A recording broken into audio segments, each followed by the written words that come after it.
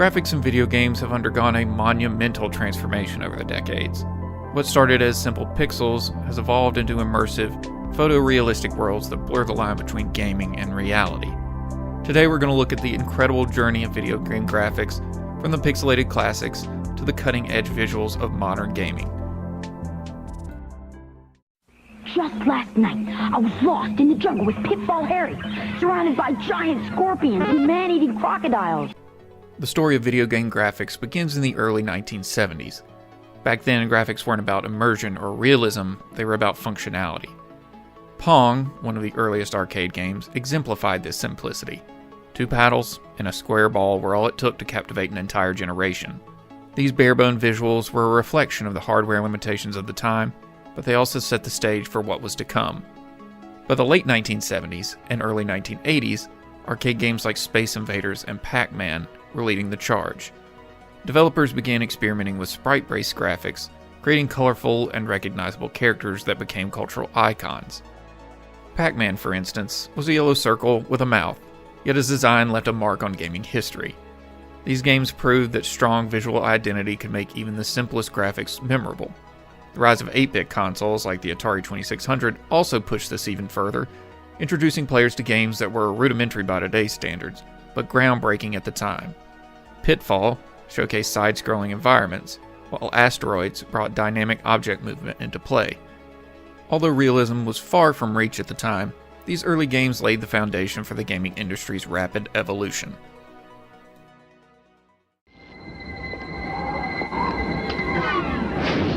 When you decide to step up to this kind of power, this kind of challenge, this kind of flying, crashing, feeling, when you decide to get serious, there's only one place to come: the games of Super Nintendo. The transition to 16-bit gaming in the late 80s and early 90s was nothing short of revolutionary. Consoles like the Super Nintendo and Sega Genesis introduced a new level of detail, with thousands of colors, larger sprites, and more intricate animations. Suddenly, games didn't just play better, they looked stunning. The jump from the blocky graphics of the NES to the rich, vibrant visuals of the SNES was eye-opening. The Legend of Zelda: A Link to the Past is a game that demonstrated just how much more detailed environments could become. The game's overworld was lush with forests, rivers, and dungeons, each brimming with personality. Meanwhile, Sonic the Hedgehog showcased the Genesis' ability to deliver fast, smooth gameplay while maintaining a colorful and stylish aesthetic. These games became benchmarks for their respective consoles and games. But this era wasn't just about technical improvements, it was about artistic expression. Games like Street Fighter II didn't strive for realism but instead embraced bold, exaggerated character designs and fluid animations. Developers were no longer limited by technical constraints, allowing them to craft unique visual identities for their games. It was during this time that the industry realized graphics weren't just about clarity, they were about storytelling and immersion. Another key aspect of the 16-bit era was the rise of parallax scrolling, where background layers moved at different speeds to create depth.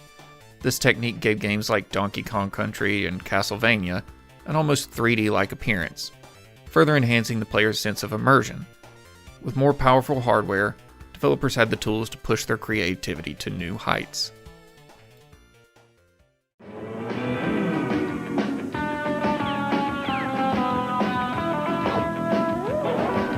The 1990s brought the dawn of 3D gaming, a transformative period that forever changed the landscape of video games.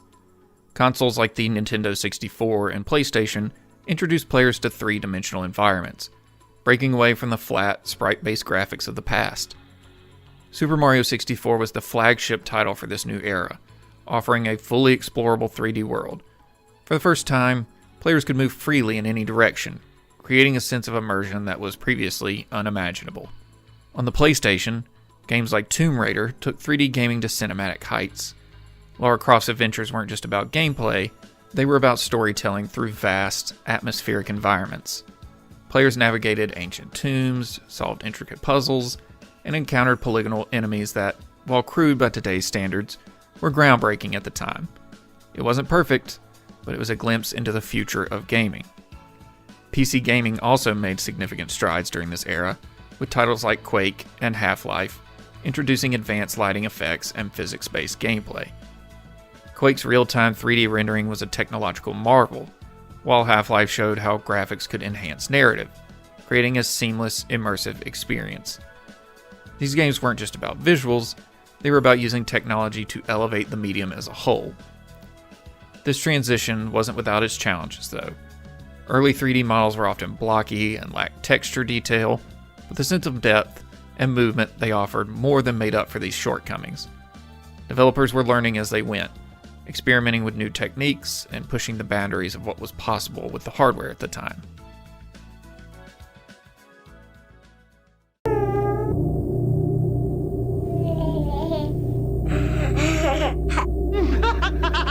The mid-2000s ushered in the era of high-definition gaming, a period defined by the pursuit of realism. Consoles like the Xbox 360 and PlayStation 3 introduced HD graphics, allowing for unprecedented levels of detail and clarity.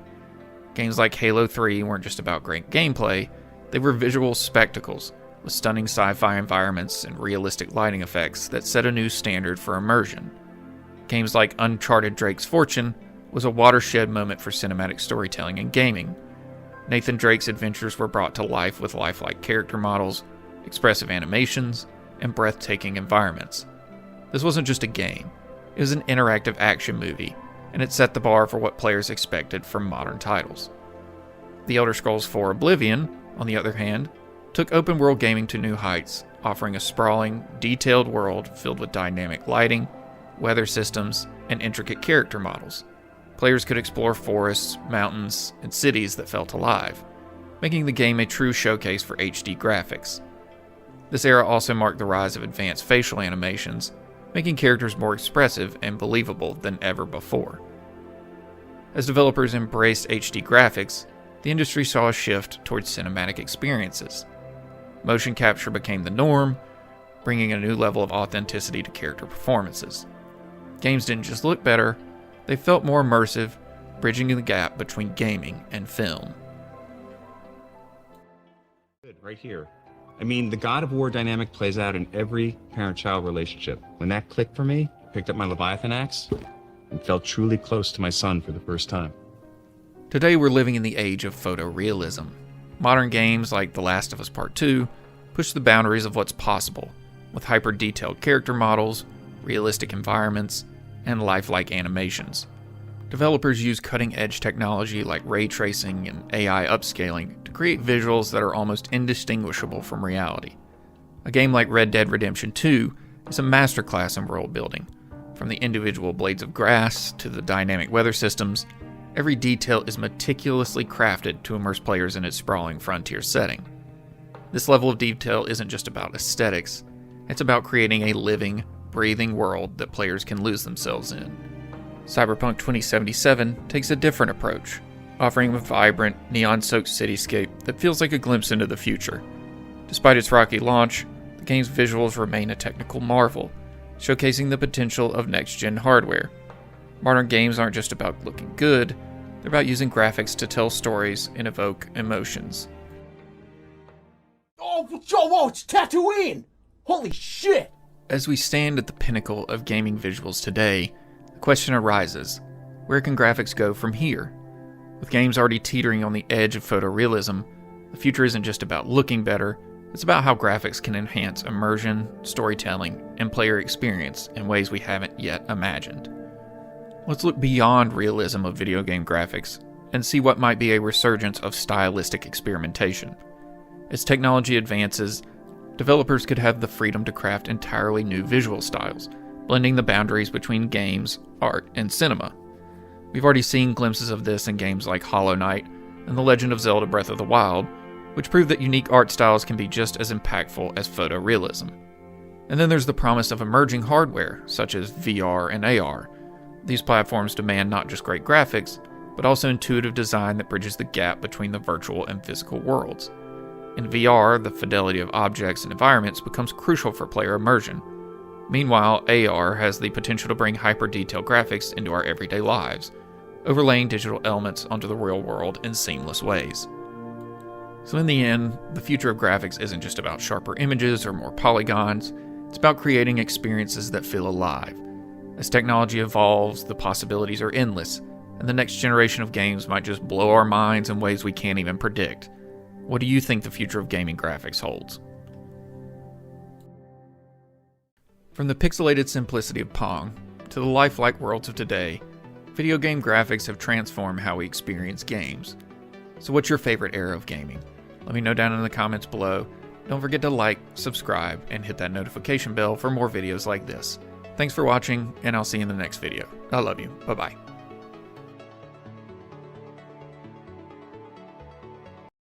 Remakes have become a major trend in gaming, offering players the chance to revisit beloved classics with modern enhancements. When done right, a remake can elevate the original game, introducing better visuals, refined gameplay, and improved storytelling, while staying true to what made the original special. However, when handled poorly, a remake can fail spectacularly, either by missing the essence of the original, introducing game-breaking bugs, or feeling like a cheap cash grab. So today we're going to look at the best and worst video game remakes, those that set a new standard, and those that should have never been made. Let's take a look at what makes a great remake and what leads to a disastrous one.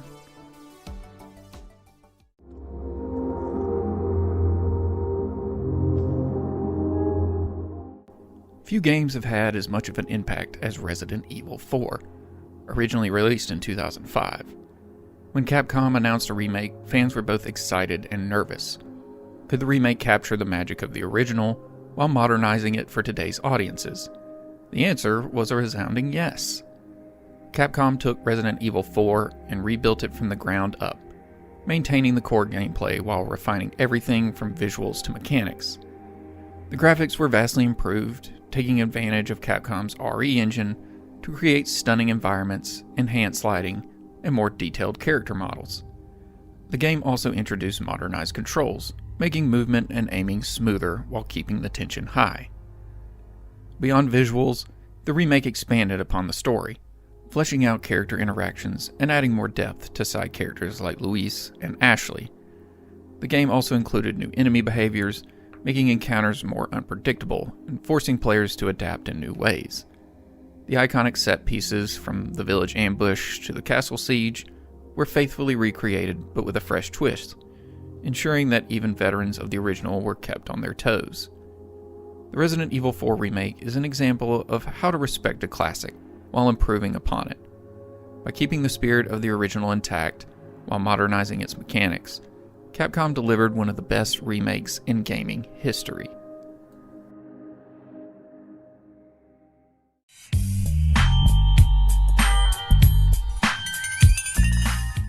When Rockstar announced a remastered collection of Grand Theft Auto 3, Vice City, and San Andreas, fans expected a polished update of 3 legendary games. Instead, they got one of the most embarrassingly botched remasters in recent memory.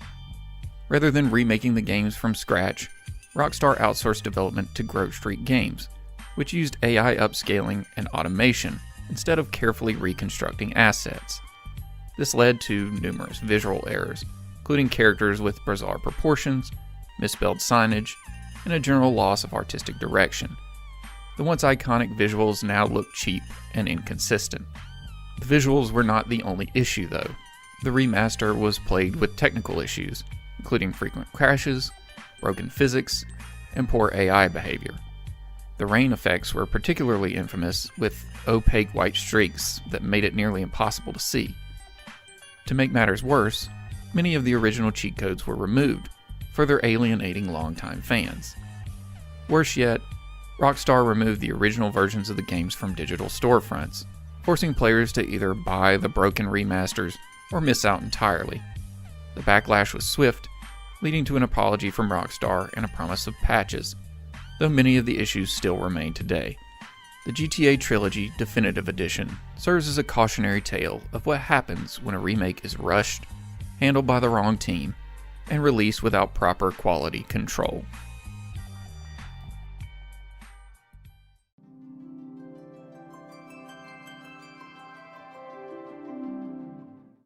Few games have the legendary status of Final Fantasy VII, so when Square Enix announced a full remake, expectations were sky high.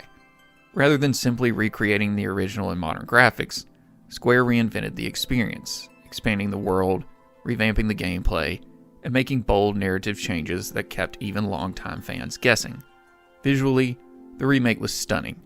Midgar was fully realized, no longer just a collection of static backgrounds, but a living, breathing city.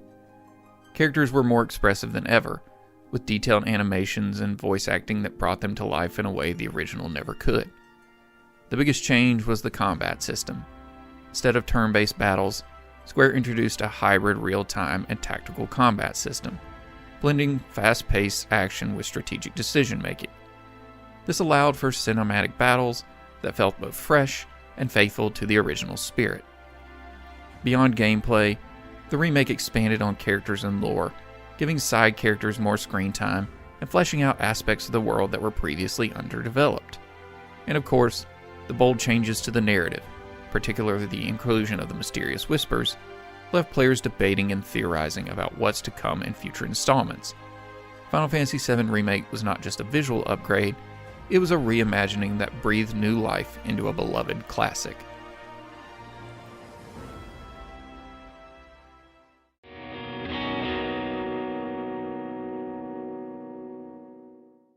Konami's Silent Hill series is one of the most beloved horror franchises of all time. And when the Silent Hill HD collection was announced, fans were eager to experience Silent Hill 2 and 3 with updated graphics.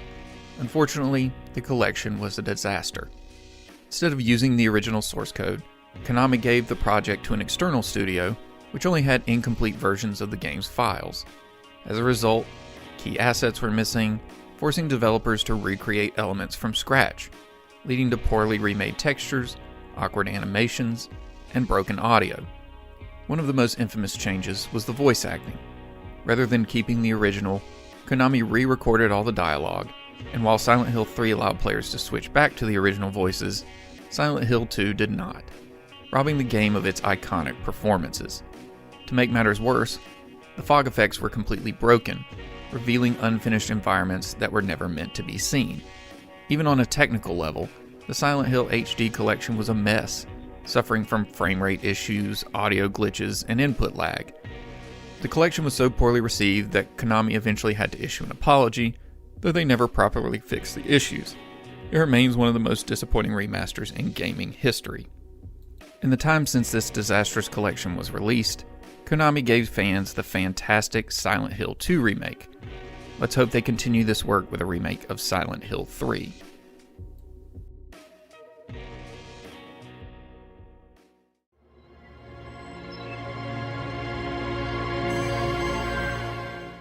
Sometimes, a remake doesn't need to change much, just perfect what's already there.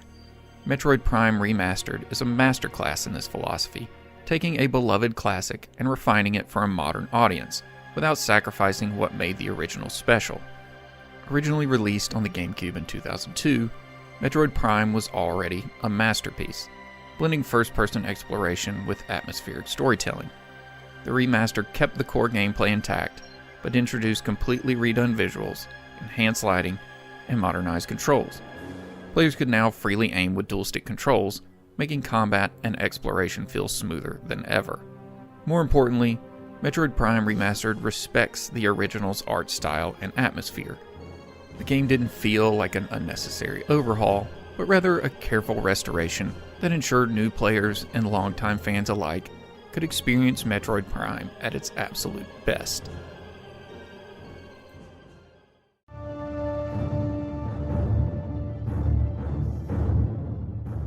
Blizzard had a golden opportunity to bring Warcraft 3, one of the most beloved real-time strategy games, into the modern era. Instead, we got Warcraft 3 Reforged, which became one of the most disappointing remakes of all time. Blizzard initially promised modernized graphics, updated cutscenes, and new voice acting. But upon release, players quickly realized that many of those promises had been broken. The new visuals were underwhelming, many cutscenes had been downgraded compared to pre-release footage, and the promised campaign improvements were almost non-existent.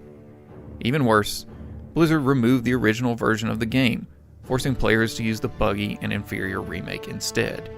Where have we seen that before? Adding insult to injury, Warcraft 3 Reforged launched with numerous technical issues, including performance drops, UI problems, and missing features from the original. Features such as custom campaigns and a functioning ladder system, making the remake feel like a significant downgrade rather than an upgrade. The backlash was severe, and Blizzard was forced to issue refunds, but the damage to their reputation was already done.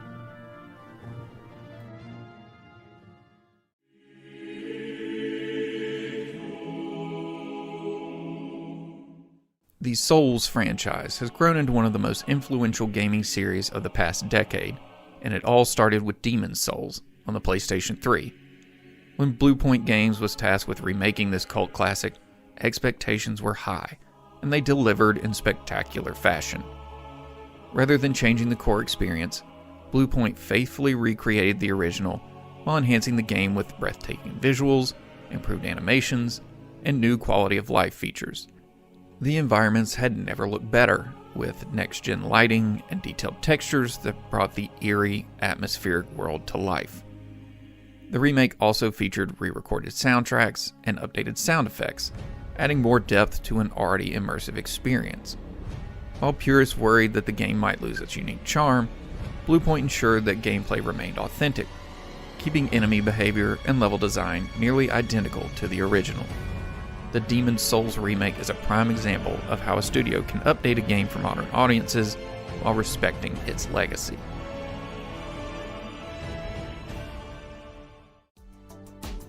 Remakes have the potential to be incredible love letters to classic games, but when handled poorly, they can ruin a beloved legacy.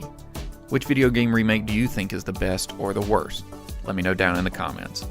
Don't forget to like, subscribe, and hit that notification bell if you enjoy these videos and want more in the future. Thank you for watching as always, and I'll see you in the next one. I love you. Bye-bye.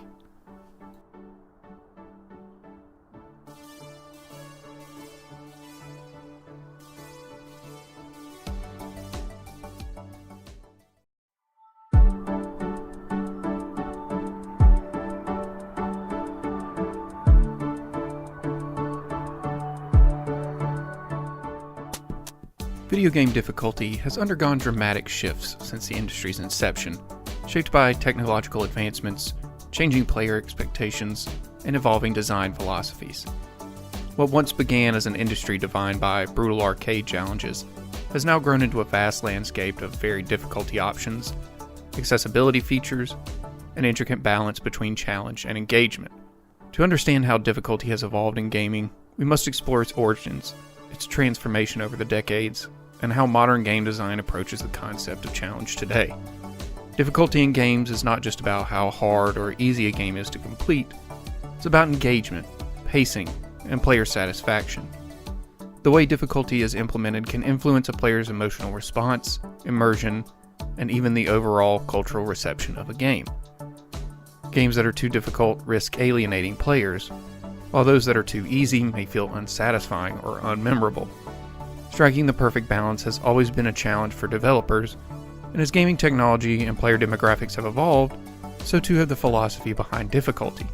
So let's take an in-depth look at the evolution of video game difficulty, starting from the punishing coin-operated arcade machines to the complex, player-driven difficulty choices in modern gaming.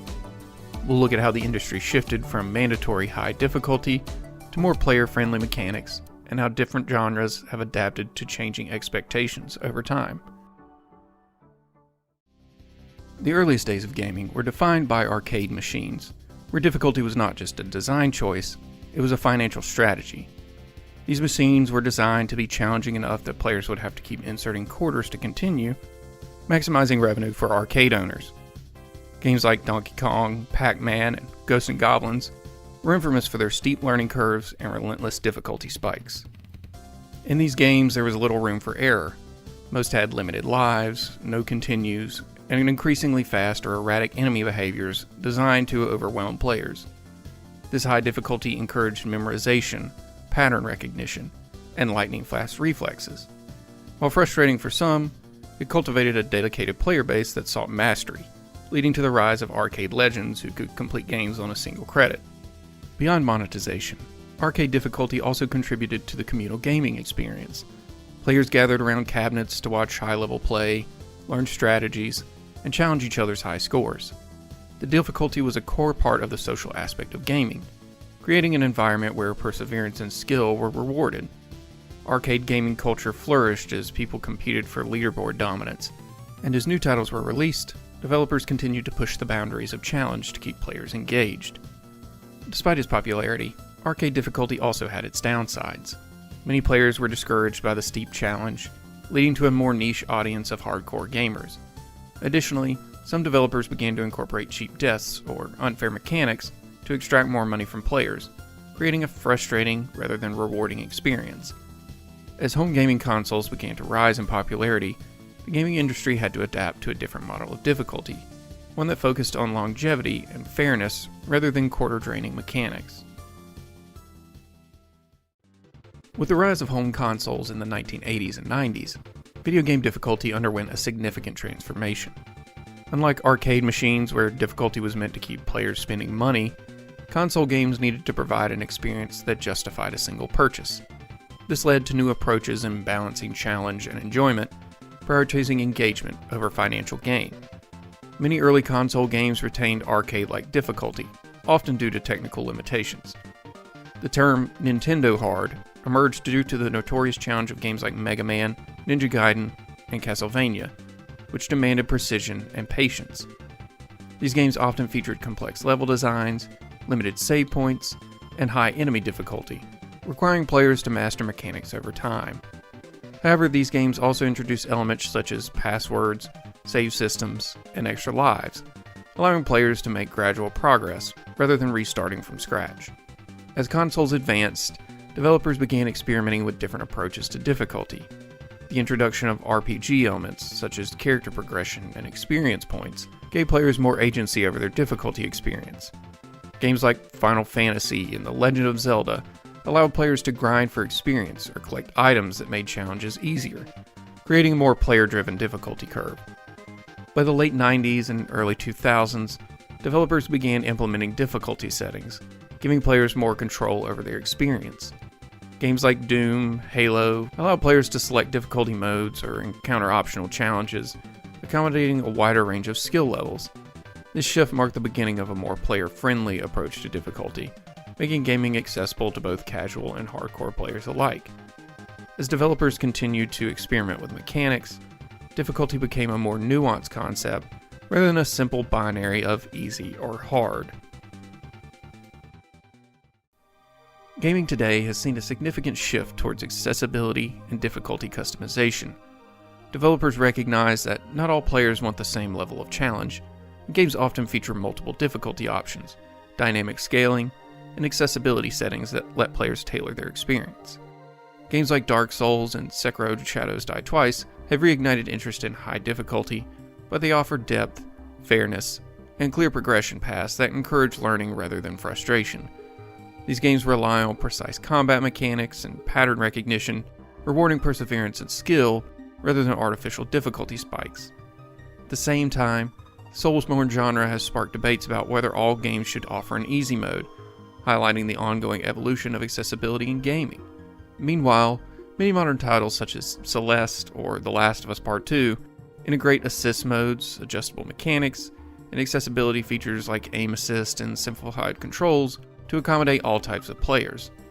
These features allow players with disabilities or those who are new to gaming to experience the full narrative and gameplay without unnecessary barriers. Celeste in particular stands out for offering an assist mode that lets players tweak the game's difficulty in real time, reinforcing the idea that challenge should be an option rather than a requirement. Beyond in-game settings, developers now consider difficulty in terms of player experience rather than raw challenge. Adaptive difficulty, seen in games like Resident Evil 4 or God of War, adjusts enemies' behavior and resource availability based on player performance. AI-driven difficulty scaling ensures that players remain engaged without feeling either overwhelmed or understimulated.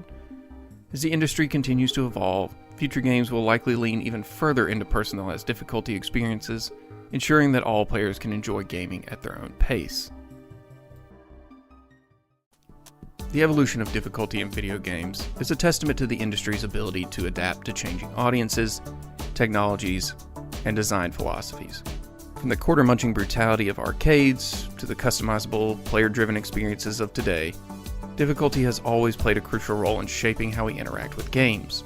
As gaming continues to grow, the conversation around difficulty will likely evolve even further. With AI difficulty adjustments, improved accessibility tools, and the continued rise of both hardcore and casual gaming communities, the future of game difficulty will be more flexible and inclusive than ever before. Whether players seek brutal challenges or a relaxed, story-driven experience, modern gaming ensures that there is something for everyone. So what are your thoughts on video game difficulty? Do you prefer the punishing challenge of older games, or do you appreciate the flexibility of modern difficulty options? Let me know down in the comments below, and don't forget to like, subscribe, and hit that bell for more videos like this. Thanks for watching. I'll see you in the next video. I love you. Bye-bye.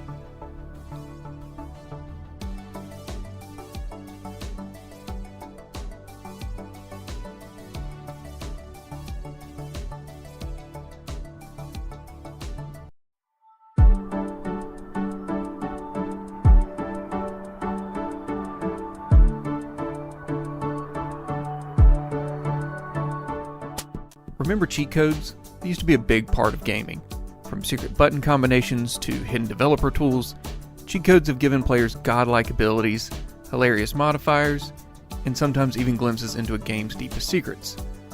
But where did these cheat codes come from? Why were they created? And are they even still relevant today? Let's break it all down. The concept of cheat codes dates back to the early days of gaming, but they weren't originally meant for players. They were designed for developers.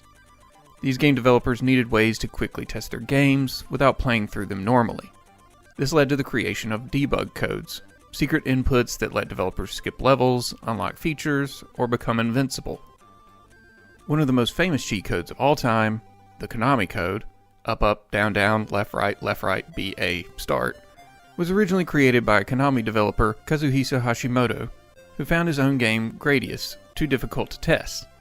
He left the code in, never expecting players to find it. But they did, and it quickly spread. The code later appeared in countless Konami games from Contra to Castlevania, and even found its way into pop culture, appearing in movies, TV shows, and websites as an Easter egg. It became the cheat code that defined an era. PC gaming was also embracing cheat codes. Games like Doom allowed players to enter commands like IDDQD for God mode, or IDKFA for full weapons and ammo. These weren't just convenience tools, they became part of the gaming culture, with players sharing cheat codes like secrets.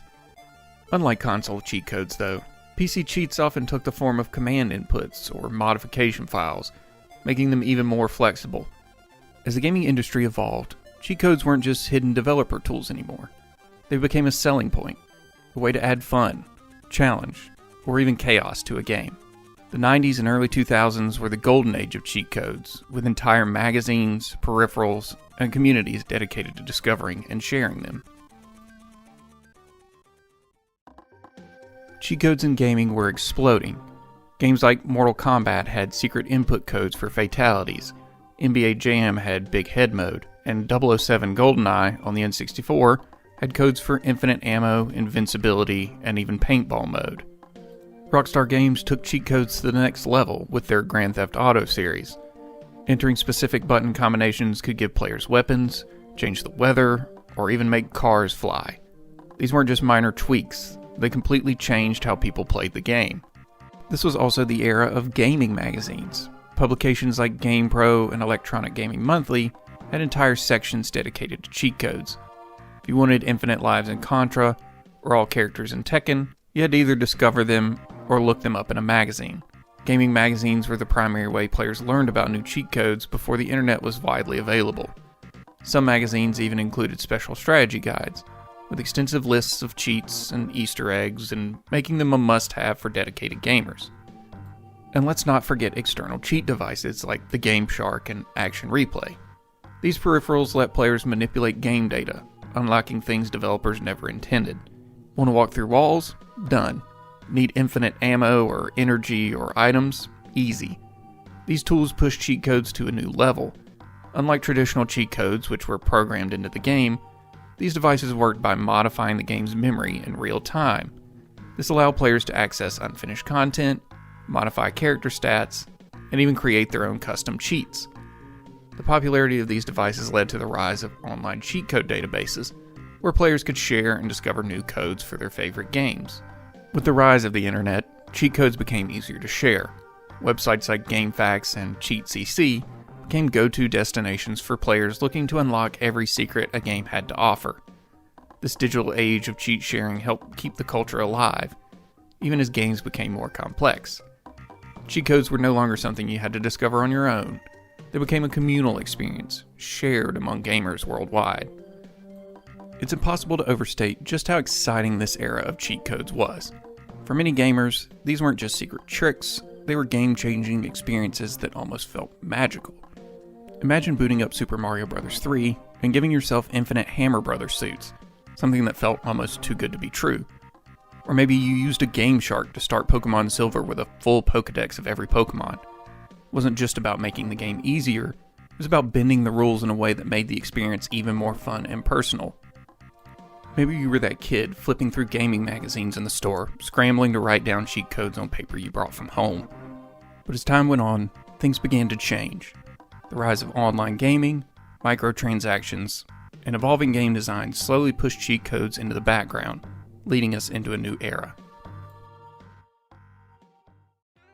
As gaming has evolved over the years, cheat codes have disappeared.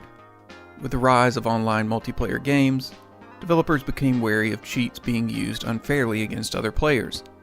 Games like Call of Duty and Fortnite rely on level playing fields, making built-in cheat codes almost non-existent. The shift towards competitive gaming and esports also plays a role, as fairness and skill-based play became the priority.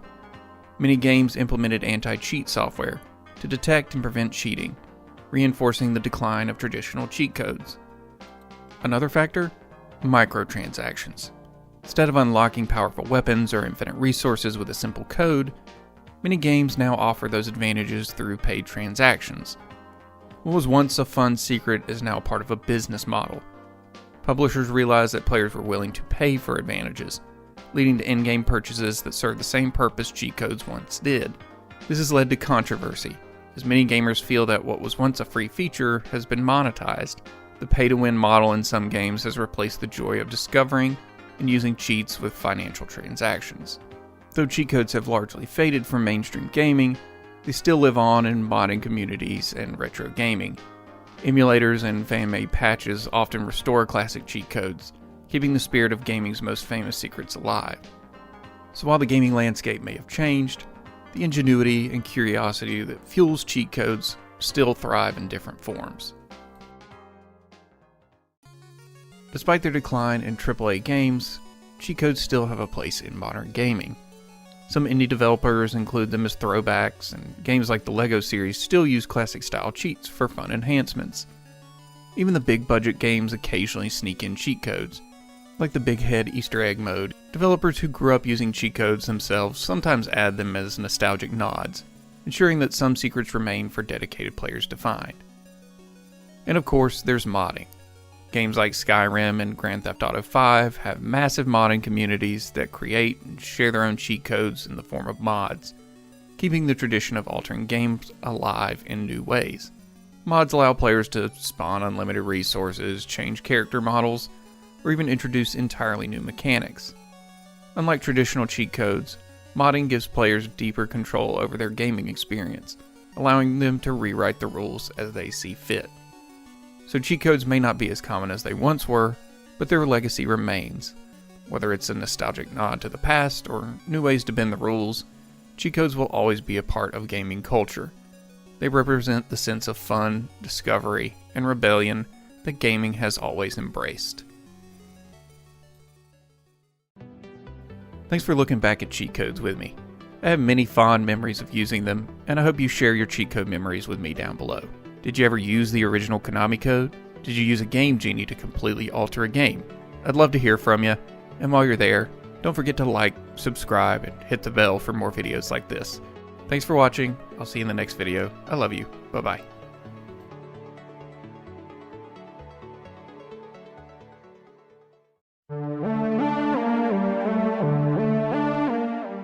Throughout the Final Fantasy series, powerful optional bosses have tested players' skills, patience, and strategy.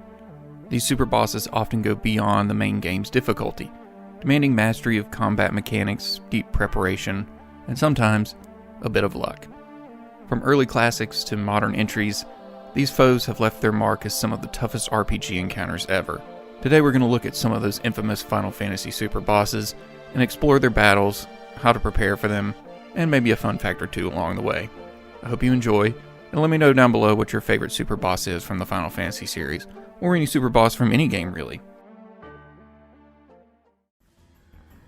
Ozma, the ultimate hidden boss in Final Fantasy IX, resides within Chocobo's Air Garden, a secret location only accessible by completing the Chocobo Hot and Cold game. Unlike most bosses in the series, Ozma is a perfectly spherical entity that hovers in battle, with a design reminiscent of other mysterious beings found throughout the Final Fantasy universe. What makes Ozma particularly infamous is its erratic behavior, capable of unleashing consecutive turns that include devastating spells like Meteor, Curse, and Level 5 Death.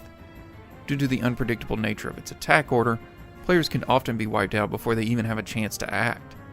One way to mitigate Ozma's overwhelming offensive potential is by completing the Friendly Monster side quest beforehand, which removes its natural immunity to dark-based attacks and prevents Ozma from being out of range of physical attacks. Strategies for defeating Ozma often revolved around using characters with auto haste, auto life, and shadow-resistant equipment. Steiner's shock ability, Freya's Dragon Crest, and Eiko's Holy are among the most effective ways to deal consistent damage while maintaining survival. The challenge lies not only in endurance, but in adapting to the randomness of the fight. Despite its difficulty, defeating Ozma rewards players with some of the most powerful items in the game, making the effort worthwhile. Ozma still remains to this day one of the most debated bosses in the franchise due to its reliance on RNG rather than just strict mechanical skill. Omega is one of Final Fantasy V's most difficult challenges, lurking in the interdimensional rift as a mechanical menace. This robotic terror boasts absurdly high evasion, powerful elemental attacks, and the dreaded Encircle ability, which permanently removes a party member from the battle. Omega can be found roaming around an area of the interdimensional rift, where players must seek it out and engage it directly, making it an unavoidable confrontation for those wanting to test their mettle. To stand a chance against Omega, players need abilities like Rapid Fire and Spellblade to bypass Omega's evasion. The Reflect Ring is a must to counter devastating magic, and blue magic like Mighty Guard helps with survivability. The key to victory is exploiting Omega's weakness to thunder elemental attacks, while ensuring the party can endure its relentless assault. Timing and preparation are everything, as one mistake can mean instant defeat. Omega attacks with relentless precision using abilities like Wave Cannon to deal massive group damage and Delta Attack to petrify party members. It is resistant to most forms of attack, requiring careful use of elemental weaknesses. Players need to strike quickly before Omega overwhelms them with its sheer power. Omega became a recurring super boss in the series after Final Fantasy V, appearing in games like Final Fantasy VIII as a similarly brutal test of skill. In some later games, Omega has been reimagined as a major story boss rather than just a hidden challenge. The Adamantoise in Final Fantasy XV is less of a battle and more of a cinematic spectacle. This massive mountain-sized turtle roams the desert and serves as one of the game's most visually impressive encounters. Unlike most super bosses, the challenge with Adamantoise is less about survival and more about sheer damage output. With an immense amount of HP, the fight can take over an hour, even with optimized strategies. The best way to deal damage to this giant turtle is through warp striking to its vulnerable head, as attacking its armored body yields minimal results. Utilizing the Ring of Lucy provides an alternative method of quickly dispatching Adamantoise, though this strategy can be considered an exploit. The fight is designed as a post-game endurance challenge, rewarding players with rare materials and bragging rights. While it may not be as mechanically demanding as some other super bosses, Adamantoise's sheer size and longevity make it one of the most memorable encounters in Final Fantasy XV.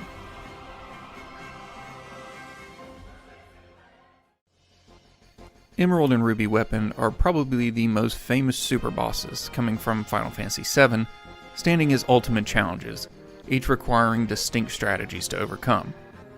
Emerald Weapon lurks in the depths of the ocean, accessible by submarine, while Ruby Weapon is found burrowed in the sands of the desert near the Gold Saucer. Both of these weapons have ridiculous HP pools and powerful abilities that will destroy your party in moments. So how can you prepare to fight these two weapons? For Emerald Weapon, the underwater materia removes the fight's 20-minute time limit. Summons like Knights of the Round, paired with the Mime materia, ensures massive damage output, and Final Attack plus Revive prevents instant wipes. Emerald Weapon's Air Tam Storm deals damage based on the number of materia equipped, so a careful loadout management is crucial. Don't equip too much materia, keep it light where you can. Ruby Weapon, on the other hand, requires equipping status-resistant accessories. Players must enter the battle with 2 characters KO'd to avoid Ruby's permanent banish mechanic. Both fights are endurance tests that require strategic execution. If you don't come in prepared, Emerald and Ruby Weapon will make short work of your party. Whether that's from an Air Tam Storm or Ruby Weapon sucking away your party members, these two super bosses deserve their legacy in Final Fantasy super boss history. Absolute Virtue is notorious among Final Fantasy XI players as one of the most difficult bosses ever created in an MMORPG. Found in Altaïr, this super boss was initially introduced without a clear method of defeat, leading to widespread frustration in the player base. Absolute Virtue's defining trait is that its ability to mimic various job abilities, allowing it to unleash powerful techniques for multiple classes, making it unpredictable and overwhelming. To counter this, players must form a highly coordinated alliance, utilizing stun rotations and meticulous damage mitigation strategies. What made Absolute Virtue particularly infamous was its absurd regeneration rate, often outpacing the damage output of an entire group. For years, theories circulated on how to defeat the boss, with Square Enix eventually stepping in to release official hints to help players. Even with these hints, Absolute Virtue remains one of the most grueling challenges in MMORPG history. Many players consider it a fight designed not just to be difficult, but to push the limits of the community's dedication. It stands as a testament to the unforgiving nature of Final Fantasy XI's most difficult encounters. Ultima Weapon and Omega Weapon in Final Fantasy VIII are two of the game's most formidable optional battles, testing the player's grasp of the intricate junction system and limit break mechanics. Ultima Weapon, found deep within the Deep Sea Research Center, requires players to navigate an energy-based puzzle and defeat powerful enemies before reaching it. This fight grants access to Eden, the most powerful Guardian force, but also features deadly attacks like Light Pillar, which instantly kills a party member. Players must optimize their junctions, maximize strength and speed, and rely on aura spells to trigger limit breaks such as Squall's Lionheart, Renoa's Invincible Moon, or Zell's Duel to end the fight swiftly. Omega Weapon, hidden within Ultimecia's castle, is Final Fantasy VIII's ultimate challenge, requiring a timed party switch mechanic to initiate battle. It is significantly stronger than Ultima, boasting attacks like Megado Flame, dealing 9,998 fixed damage to the entire party, and Terror Break, a devastating multi-hit attack. Surviving demands full stat optimization, auto haste, and invincibility items like Holy Wars. Players must use limit break strategies efficiently, spamming aura and defensive abilities to outlast Omega's relentless assault. Both of these fights push players to their limits, with Omega Weapon standing as one of the most notorious super bosses in the franchise, due to its sheer destructive power and the meticulous preparation required to survive.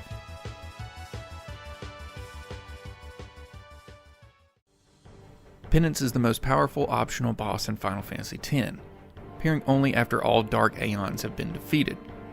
Unlike many super bosses that simply require high stats, Penance is a battle of attrition that demands both patience and an optimized strategy. With over 12 million HP, it is one of the most durable enemies in the franchise, and its segmented fight structure forces players to balance offense and defense meticulously. The battle is divided into 3 parts: Penance's main body and its 2 regenerating arms. The arms can instantly incapacitate characters with devastating attacks. Many players must constantly disable them while chipping away at Penance itself.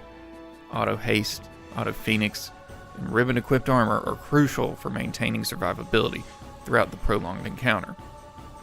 Players often rely on characters like Tidus, Wakka, and Riku due to their powerful overdrives and ability to break the damage limit. The optimal strategy here involves using Quick Hit to rapidly deplete Penance's health while using auto abilities to recover from its relentless attacks. The battle is so long that even well-prepared players can take upwards of an hour to emerge victorious. Designed exclusively for the PAL International version, and then later added in the HD remaster of Final Fantasy X, Penance is one of the most grueling battles in the series, testing every aspect of a player's preparation and endurance.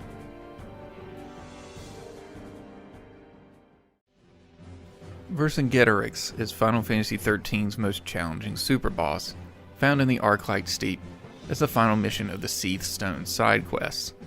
Unlike many optional bosses, Vercingetorix requires players to have a fully developed party, as it boasts its incredibly high health pool, some of the most punishing attacks in the game. The battle is broken into multiple phases, with Vercingetorix gaining increased aggression and more potent attacks as the fight progresses. Its signature move, Wicked Whirl, is capable of wiping out an unprepared party in seconds, necessitating the use of sentinel rolls and damage mitigation strategies. The best way to handle this battle is by utilizing buffs like Haste and Protect while keeping stagger damage consistent. The fight also introduces a mechanic where players must frequently reapply buffs and debuffs to keep the momentum in their favor.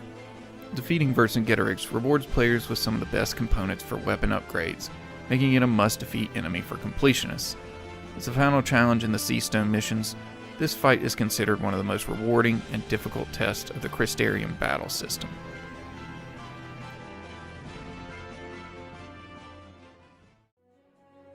Yasmat in Final Fantasy XII is a marathon battle, boasting an astronomical 50 million HP, the highest of any super boss in the mainline series.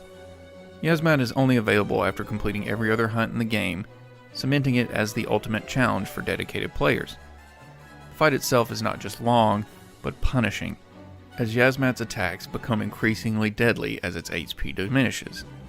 Throughout the battle, Yasmat will gradually increase its evasion, cast buffs on itself, and unleash devastating area of effect attacks that can instantly wipe out an unprepared party. Due to the sheer length of the fight, players must employ hit-and-run tactics, periodically disengaging to heal and rebuff. Unlike most bosses, Yasmat allows players to leave the battlefield and return later without penalty, encouraging players to fight in intervals rather than in one sitting. The battle can take multiple hours, even for highly optimized teams, making it one of the longest single encounters in Final Fantasy history. As a reward for perseverance, players who defeated Yasmat receive some of the most powerful gear in the game, but the real prize is the sense of accomplishment after enduring such a brutal test of endurance.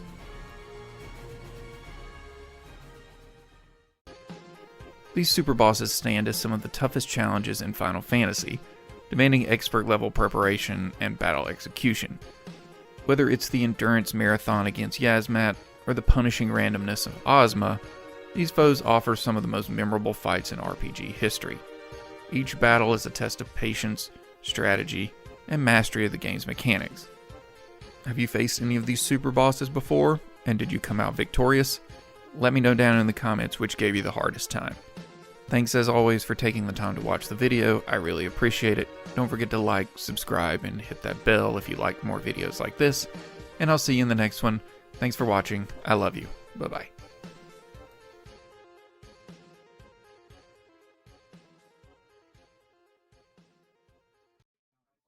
In recent years, the retro video game market has seen an unprecedented surge in prices, transforming what was once an affordable hobby into an expensive pursuit. Titles that could once be found for a few dollars in bargain bins are now commanding hundreds, even thousands of dollars on the secondhand market. Games like Pokemon Emerald and Paper Mario: The Thousand Year Door have become especially valuable with their prices skyrocketing over the past decade. But what is driving these increases in costs? Is it simply nostalgia, or are there larger economic and cultural forces at play? Today we will explore the many factors behind the growing expense of game collecting, including supply and demand, nostalgia-fueled purchasing, and the impact of modern gaming trends. Make sure to let me know down below what you think of these crazy retro gaming prices we're dealing with today. Now let's get into the video. The most basic explanation for the rising cost of retro games lies in the economic principle of supply and demand. Unlike modern digital games that can be infinitely replicated, physical copies of older titles are finite. Over time, these copies become rare due to a variety of factors, including natural deterioration, loss, damage, or simply being locked away in personal collections. As supplies dwindle, the remaining copies become increasingly valuable, particularly for sought-after games that were already scarce at release. For example, the Fire Emblem series saw limited print runs in its early Western releases, meaning fewer copies were ever in circulation to begin with. When demand for these games rose due to the franchise's growing popularity, their prices shot up accordingly. Same principle applies to many cult classic titles that initially had small production runs, but later gained widespread recognition, such as Shantae on the Game Boy Color or Rule of Rose on the PlayStation 2. Additionally, the demand for retro games is constantly increasing as more people enter the collector's market. Many who grew up with these games are now adults with disposable income, and they're eager to reclaim pieces of their childhoods. The rise of social media, YouTube collectors, and Twitch streamers showcasing their retro collections has only amplified this demand, introducing even more people to the hobby.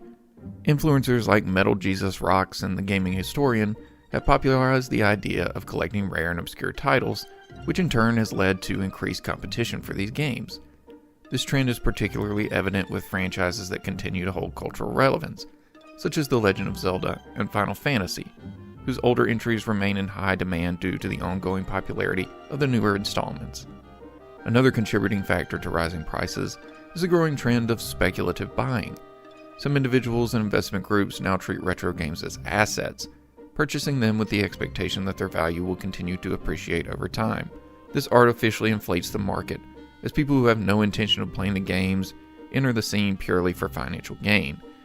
These speculative purchases remove more copies from circulation, exacerbating scarcity and further driving up costs. This speculative investment was a key factor behind the record-breaking sales of graded games, such as a sealed copy of Super Mario 64, selling for over $1 million at auction, setting new pricing precedents for collectors. Speculative purchasing has led to price hikes even for relatively common games, as resellers stockpile copies in hopes of selling them at a premium in the future.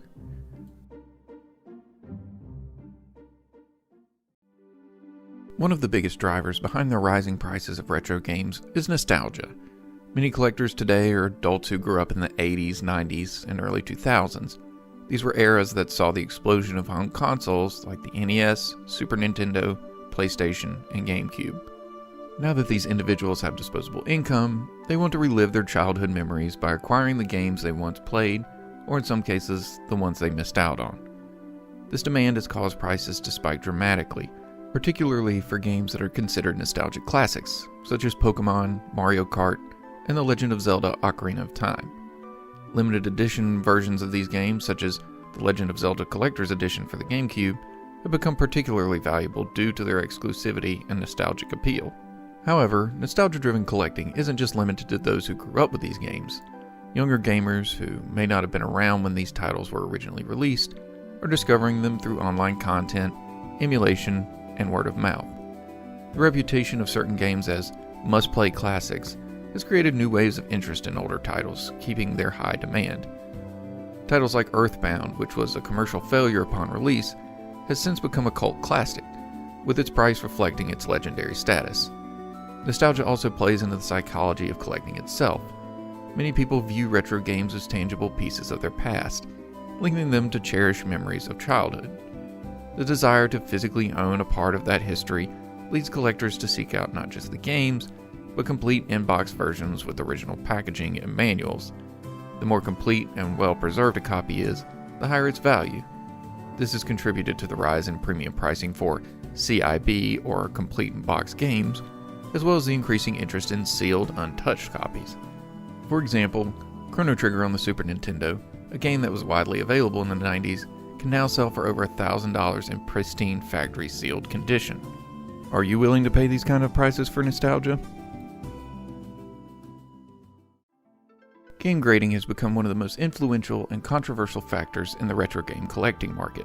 Companies like WATA and VGA have introduced a standardized way to evaluate a game's condition.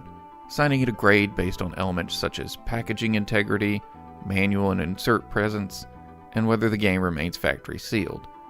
Once a game is graded, it is encapsulated in a tamper-proof case and can often be resold at significantly higher prices than an ungraded copy. This practice has led to record-breaking auction prices, with sealed and graded copies of games like Super Mario 64 and Legend of Zelda selling for hundreds of thousands or even millions of dollars. The impact of game grading on the market is profound.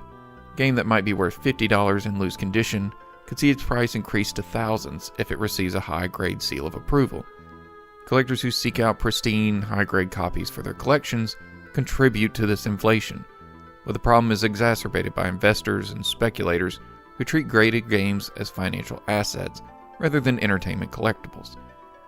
This speculative buying creates artificial scarcity, as high-quality copies are hoarded rather than sold to those who actually want to play them, further driving up prices across the board. Another major issue surrounding game grading is market manipulation. There have been allegations that some grading companies have engaged in practices that artificially inflate game values, creating a speculative bubble that benefits a select group of investors. This manipulation skews the market, making it more difficult for average collectors to afford even moderately rare games. Additionally, the grading process itself introduced a new layer of exclusivity. Graded copies are no longer just games, they become commodities, valued more for their grading label than their actual gameplay experience.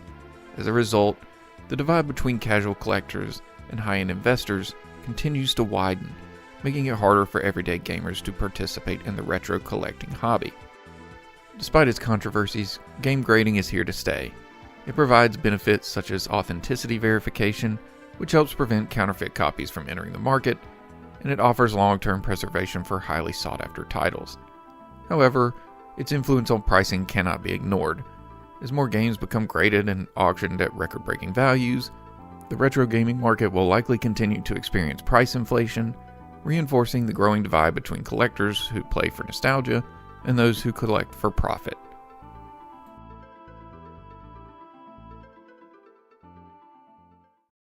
Not all games are created. The rising costs of retro game collecting is driven by a combination of factors: shrinking supply, increasing demand, nostalgia-fueled purchasing, limited production runs, and the growing influence of game grading and speculative investment. While some collectors are willing to pay top dollar to own their favorite childhood games, others are being priced out of the hobby entirely. Whether prices will continue to rise or eventually stabilize remains to be seen. But one thing is certain: retro game collecting has evolved from a niche hobby into a high-stakes market, where the pursuit of nostalgia comes at an increasingly high price. Thank you to everyone for watching this video. As always, I appreciate it. Make sure you like, subscribe, and hit that bell for more videos like this, and I'll see you in the next video. Thanks for watching. I love you. Bye-bye.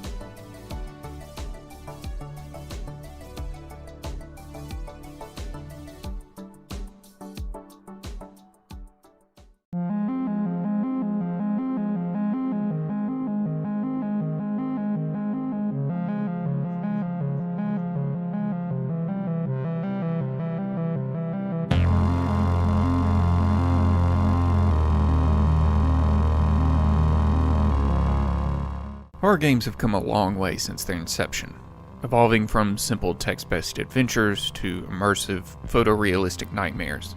Over the decades, developers have experimented with different gameplay mechanics, storytelling techniques, and visual styles to craft experiences that terrify and captivate players. This evolution has been shaped by advances in technology, shifting cultural fears, and innovations in game design. Today we're going to look at the history of horror games, tracing their transformation from early pixelated frights to modern-day cinematic horror experiences. The appeal of horror games lies in their ability to evoke strong emotions, often pushing players beyond their comfort zones. The evolution of horror in gaming has mirrored advancements in gaming hardware and software, allowing for increasingly sophisticated storytelling and immersive gameplay. From the limitations of early hardware to the limitless potential of modern consoles and PCs, horror games have adapted to technological trends while remaining deeply rooted in primal fears. Moreover, horror games have served as a reflection of societal anxieties over time.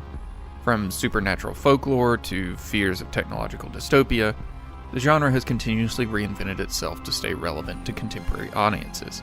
By looking at the progression of horror games, we gain insight into the ways gaming has evolved as an art form while continuing to deliver spine-chilling experiences. Before horror games had graphics, they existed in the form of text-based adventures like Colossal Cave Adventure and Zork. These games used descriptive storytelling to create suspense and fear, forcing players to rely on their imagination.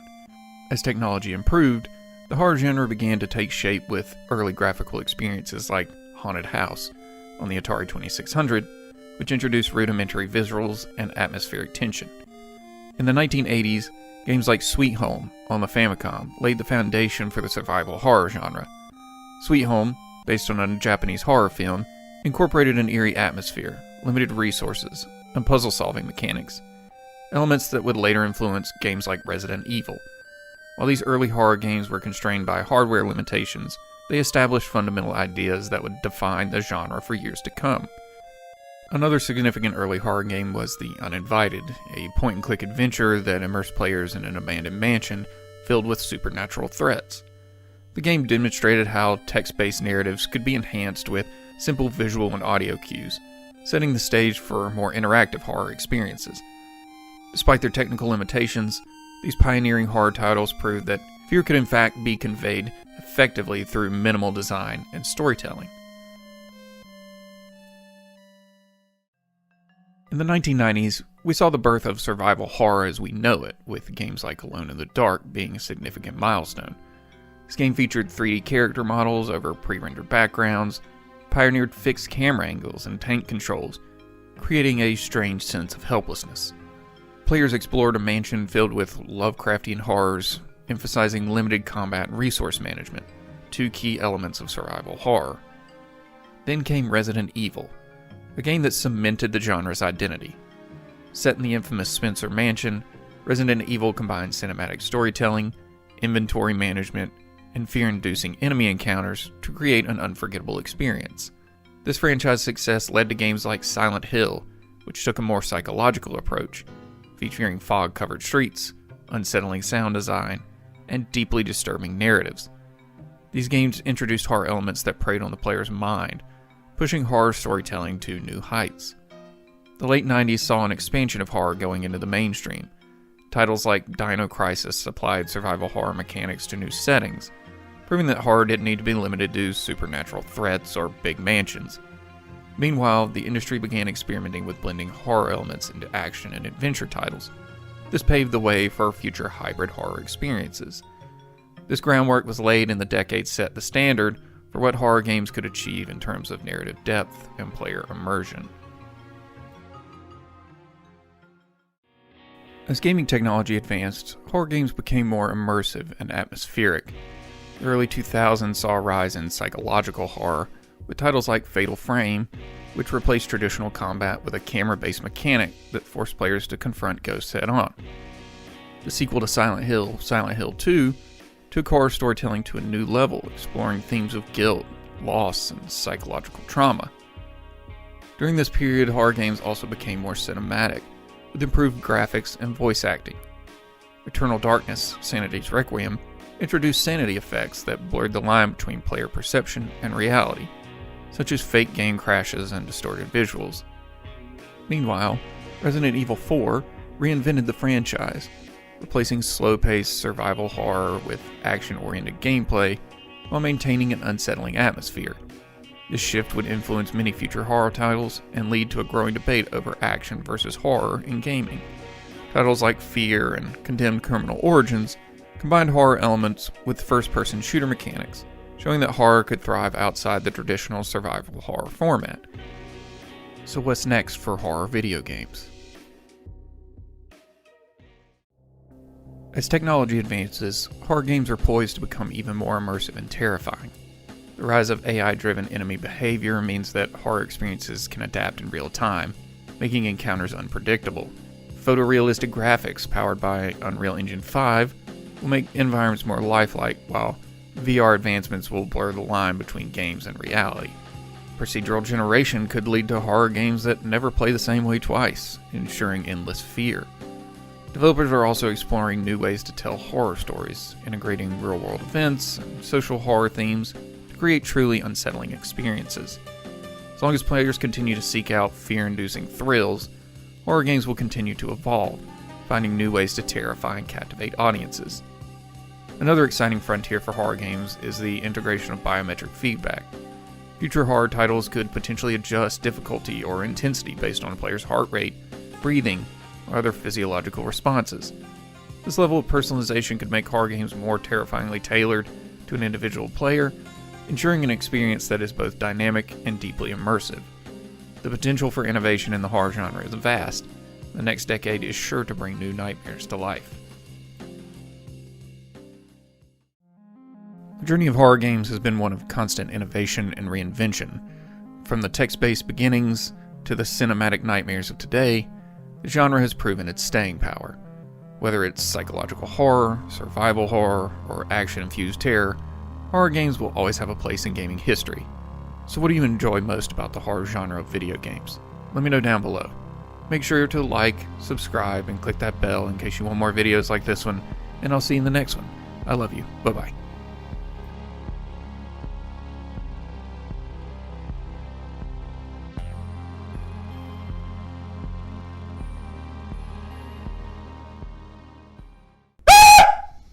Did I jump scare you?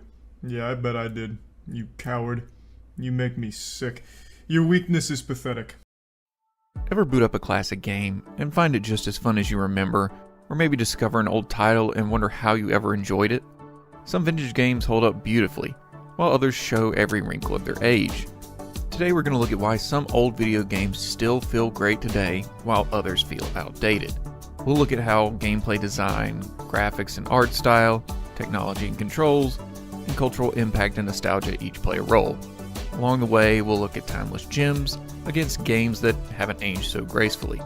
Let me know down in the comments which game you think aged like a fine wine or a game that aged like milk, and let's go ahead and get into the video. Core game design is often the make or break factor in a game's longevity. When a game's fundamental mechanics are solid and intuitive, it can transcend technical limitations of its era. Consider Super Mario Bros. Its precise platforming, responsive controls, and cleverly designed levels are still enjoyable decades later. The gameplay just feels right, so it remains fun in any era. In contrast, some early experiments in new genres didn't age as well. Early 3D platformers in the mid-90s often struggled with awkward cameras and controls, making them frustrating to play now. For example, the infamous Bubsy 3D was an early 3D platformer with clunky movement and poor level design, a far cry from the smooth experience in Mario 64 or later 3D titles. The difference is clear here. Games built on tight, well-balanced mechanics stay engaging, whereas those with sloppy or counterintuitive design quickly show their age. If a game isn't fun and has terrible gameplay mechanics, time will probably be unkind to it, much more so than its graphics. On the flip side, games that nail a perfect gameplay formula can essentially be timeless. Their core ideas are so solid that newer doesn't necessarily mean better. Majora's Mask or the original Fear remain fan favorites not for their outdated graphics, but because they achieve something special in gameplay that still resonates. Another aspect of design is how well a game implements quality of life mechanics and fairness. Classic titles like Chrono Trigger exemplify forward-thinking design that keeps them enjoyable today. Chrono Trigger ditched random battle encounters in favor of visible enemies, offered multiple endings, and told a character-driven story that players still adore. It was so well designed that many modern players find it aged wonderfully and as compelling as ever. By contrast, older RPGs with tedious level grinding or cryptic progression can feel outdated to modern gamers accustomed to more refined systems. In short, great gameplay is evergreen. If a game's rules and controls make sense and deliver fun without undue frustration, it can shine in any decade. But if the design was clunky back then, time will only magnify those flaws. Strong fundamentals, whether it's the tight jump physics and creative level layouts of a Mario game, or the clever puzzle design and exploration of The Legend of Zelda: A Link to the Past, it'll always be enjoyable. When you strip away the dated visuals, gameplay is king, and the games with truly regal gameplay continue to rule.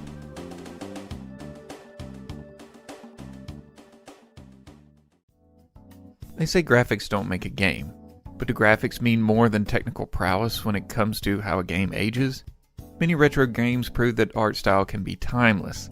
Pixel art from the 8-bit and 16-bit era, for example, has a charm that modern players still find appealing. Take Super Metroid. Its atmospheric pixel visuals still look fantastic today. The artwork is stylized, colorful, and clear, sparking the player's imagination with just 2D sprites and tiles. Because it wasn't aiming for realism, there's a consistent artistic design that remains attractive long after the hardware is obsolete. Contrast that with early 3D polygonal graphics from the mid-90s. Back then, 3D was new, developers pushed into uncharted territory with the limited technology, but the result? Blocky character models, blurry textures, and rudimentary lighting. Those once impressive 3D graphics can look rough now. Early polygon-based games that tried for realism often aged the worst in the graphics department. For instance, the original Tomb Raider was groundbreaking with its 3D world, but today Lara Croft's angular figure and the sparse environments appear very primitive. Also, many early 3D sports or shooter games on the PS1 and N64 look ridiculous and archaic by modern standards. Low poly players jerking around a jagged field, the push for realism backfired long term. With each technological leap, these quasi-realistic visuals were outclassed, leaving them looking more like abstract art than reality. On the other hand, games that employed a stylized or animated look can age far more gracefully. Think of The Legend of Zelda: Wind Waker. With its cel-shaded cartoon style, it still looks charming, whereas a more realistic GameCube title might now seem dated. In recent years, we've seen a resurgence of appreciation for retro aesthetics. Modern pixel art indie games evoke the look of classic consoles, not out of necessity, but by choice, proving the enduring appeal of those styles. Beautiful sprite-based games like Chrono Trigger or Street Fighter II remain easy on the eyes because our brains interpret their graphics as an art style rather than failed realism. We fill in the blanks and appreciate the craft. Meanwhile, an N64-era title with muddy textures and a choppy frame rate has no such romantic filter. It just looks dated. Resolution and polygon counts march ever forward, but art direction is eternal. A game with a strong, cohesive art style, be it pixel art, hand-drawn, or even minimalist polygons, can always be appreciated on its own terms. So when we talk about aging visuals, it's not about old versus new technology, it's about whether the game looks transcend its tech. The best of them absolutely do. Behind the scenes, the hardware and control schemes of a game's era deeply influence how it feels to play today. Games are designed around the technology available at the time, and sometimes those early solutions don't hold up once tech improves. A clear example is control complexity. Older consoles had fewer input options. The NES had just a D-pad and 2 buttons. The N64 introduced one analog stick, but lacked a second. Developers often did ingenious things within those limits, but certain control schemes now feel clunky. Clunky controls are one of the first things players notice when revisiting an old 3D game. In many older titles, movement and camera control weren't as smooth because the industry was still figuring them out. It wasn't yet standard to have dual analog sticks or fully remappable inputs, so you might boot up an old favorite and be shocked at how cumbersome it is to simply look around or make your character run in a straight line. Take first-person shooters for instance. On the N64, GoldenEye 007 was revolutionary, but it used a single-stick control scheme, with some awkward aiming using the C buttons. By today's FPS standards, GoldenEye's controls feel incredibly sluggish and restrictive. You mostly have to rely on auto-aim, and if you try to aim manually, you're going to have to stop moving. We're now used to fluid dual analog or mouse aiming, so going back to a shooter without those feels like strapping yourself into a straitjacket. In the same vein, early 3D action-adventure games often use what's known as tank controls. Games like the original Resident Evil or Tomb Raider had you press up to move forward, left and right to pivot in place, like a tank, largely because it was easier given the digital D-pads and fixed camera angles. These days, tank controls can be very off-putting to new players. Even longtime fans admit that the style doesn't hold up unless you have nostalgia for it. Unfortunately, modern remakes of these games have opted for updated control schemes precisely for this reason. Hardware limitations affected design in other ways too. Older systems couldn't handle huge open worlds or frequent saving, so games from those eras might have more restrictive level layouts or punishing checkpoint systems. Today, such aspects feel more outdated because we know the only thing that held them back was the tech. For example, older RPGs often made you save only at specific save points due to memory limits, something modern gamers aren't used to thanks to autosave systems. It's not all doom and gloom for old tech though. Some games were so ahead of their time technically that they still feel fine. Half-Life 2, for instance, introduced a polished physics engine and precise first-person controls that remain satisfying. Boot it up now, and aside from some aging in the graphics, it still plays like a dream. Shooting is solid, the physics puzzles are fun, and movement is crisp. That's a case where the technology and design were so forward-thinking that it set a standard still used today. Generally though, if an old game feels awkward to control or technically limited in frustrating ways, it's likely because we've learned to do better since then. Each new console generation brought new capabilities, more buttons, analog sticks, better rendering, online connectivity, and games evolved rapidly alongside. So when a game doesn't make use of features we now take for granted, it sticks out. That's why a once cutting-edge title might feel ancient if its interface and controls haven't kept up with modern conventions. The great ones, however, somehow strike a balance where, even on primitive hardware, they delivered an experience that transcended those limits. Beyond all the factors we've talked about, there's a powerful force that colors our perception of old games: nostalgia. Our emotional attachment and the cultural impact a game had can significantly influence whether we perceive it as timeless or dated. Often, if you ask someone who grew up in the 90s about a classic game, you'll see their eyes light up. The experiences we had as kids or teenagers with certain games form core memories. Thus, a game might have flaws, but we remember the fun we had, the friends we played with, or how it sparked our imagination. Nostalgia can be like a pair of rose-tinted glasses. It makes us focus on a game's strengths and overlook its flaws. This is why you'll often hear heated debates between gamers of different generations. A younger player might try a revered classic like GoldenEye 007 or the original Metal Gear Solid for the first time today and come away unimpressed, citing clunky controls or dated graphics. The older gamer, fueled by nostalgia, might insist, no, it's still amazing, you just had to be there. In a sense, both are right from their perspectives. Cultural impact is playing a role here too. Games that were groundbreaking or hugely popular in their time, like Mario, Sonic, Final Fantasy VII, these all carry a legacy. They influence later games and have a fan community keeping their memory alive. This cultural significance can buoy a game's reputation, even if the game itself isn't very player-friendly by modern standards. Fans often continue to celebrate such titles, create mods, or source ports to update them, and sometimes developers release remasters so new audiences can appreciate them with modern polish. However, nostalgia can also overinflate a game's greatness. It's important to recognize when love for a game comes largely from memories. Yet, people treasure these games because of the emotional resonance and historical context. We remember reading the thick game manuals, or the playground rumors and secrets, or simply the novelty of experiences we hadn't had before. For many, the NES or PlayStation 1 era was a magical time, so those games feel special in a way beyond their code. It's important to note that nostalgia can cut both ways. If you didn't grow up with a game, you might judge it more harshly. A mechanically sound but obscure older game might get overlooked by modern players because it lacks that built-in fan nostalgia, and its innovations have been copied elsewhere. Meanwhile, a game with huge cultural impact might still get talked about simply because of its history, not its quality. We also see nostalgia in action when remasters and remakes are released. The excitement for something like a Final Fantasy VII remake, or the numerous Resident Evil remakes, comes from an emotional place.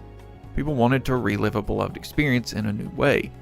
These projects also often address the dated aspects, whether that's graphics or controls, while leaning on the fondness for the original.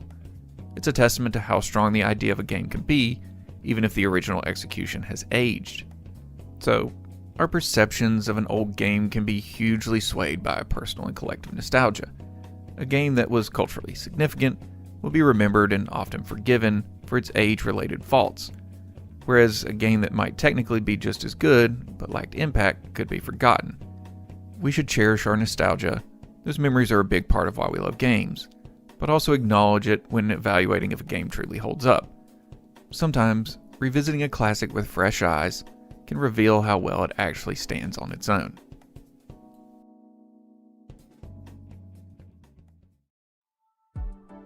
Video games are a unique blend of art, entertainment, and technology, which means their ability to stand the test of time depends on multiple factors working in harmony.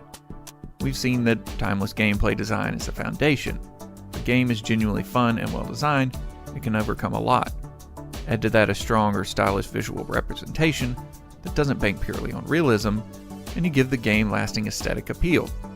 Conversely, if a game leaned too hard on now obsolete technology or was shackled by awkward controls, it can feel like a relic today unless it's updated.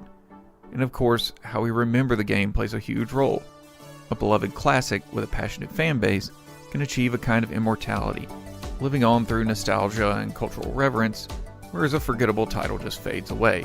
The games that still feel great, Super Metroid, Chrono Trigger, or Half-Life 2, they have gameplay that remains satisfying, visuals and art with enduring charm, controls and systems that don't frustrate by modern expectations, and a legacy that endears them to us.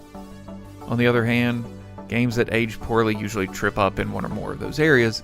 Maybe their once impressive graphics can't cover for shallow gameplay, or their controls and design feel too antiquated in hindsight. We can still appreciate those games for what they meant in their time, but they serve as learning experiences for how the medium has evolved. In the end, the longevity of a game comes down to this: fun is fun, no matter how many years have passed. When developers nail that fun factor and polish the experience, their games become classics that new generations of players can pick up and enjoy. Innovative ideas and creative art styles don't get old, they get honored. So while gaming technology will keep advancing at a rapid pace, bringing ever more realistic visuals and sophisticated systems, the classics remind us that a truly great game is more than the sum of its pixels and polygons. It's an experience, and experiences can be evergreen. Whether you're stomping Goombas in Super Mario, exploring Zebes in Super Metroid, or rushing through City 17 in Half-Life 2, a great game can make you forget about the year it was made altogether, and that is why some old games still feel magical today. Their greatness is simply timeless. Thanks for watching this video. If you liked it, go ahead and hit that subscribe button, like the video, and maybe hit that notification bell if you want more videos like this. Thanks for watching, and I'll see you in the next video. I love you. Bye-bye.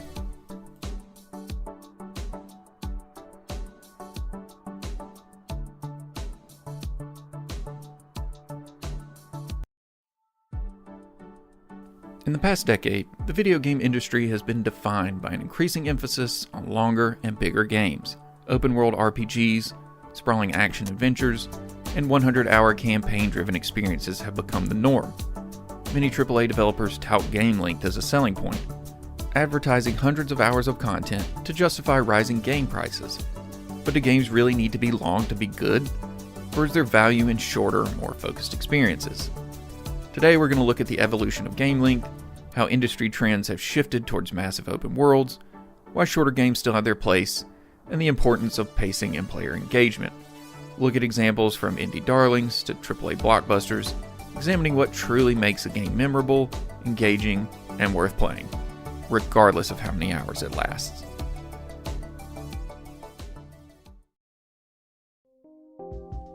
Video game length has evolved dramatically over the past few decades.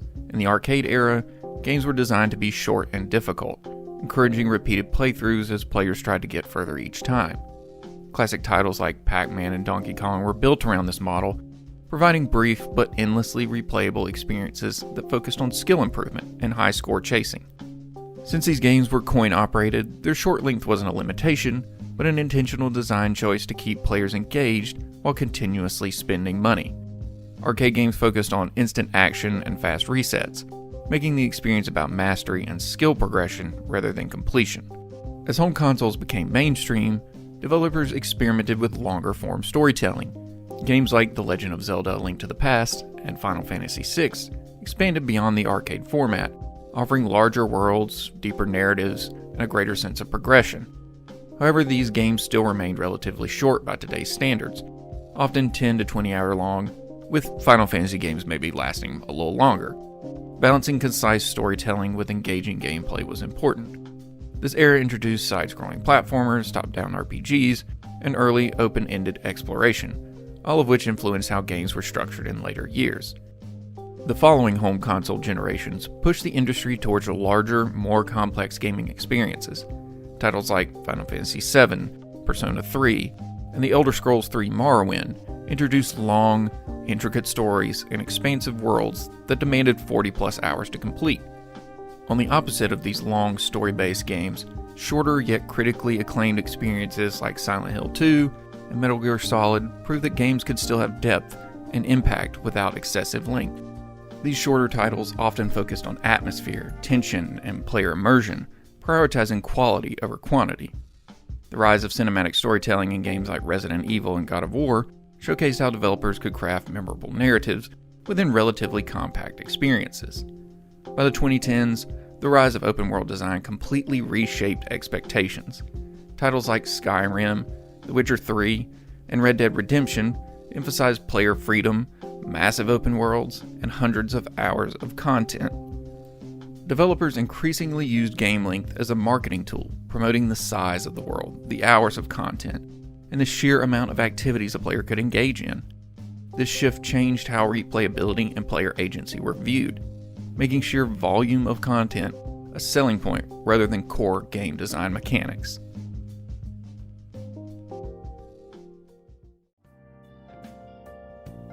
Many modern AAA studios focus on game length as a primary selling point.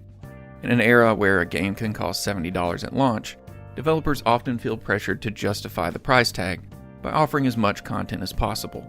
This leads to massive open-world games that are technically impressive, but sometimes filled with unnecessary padding.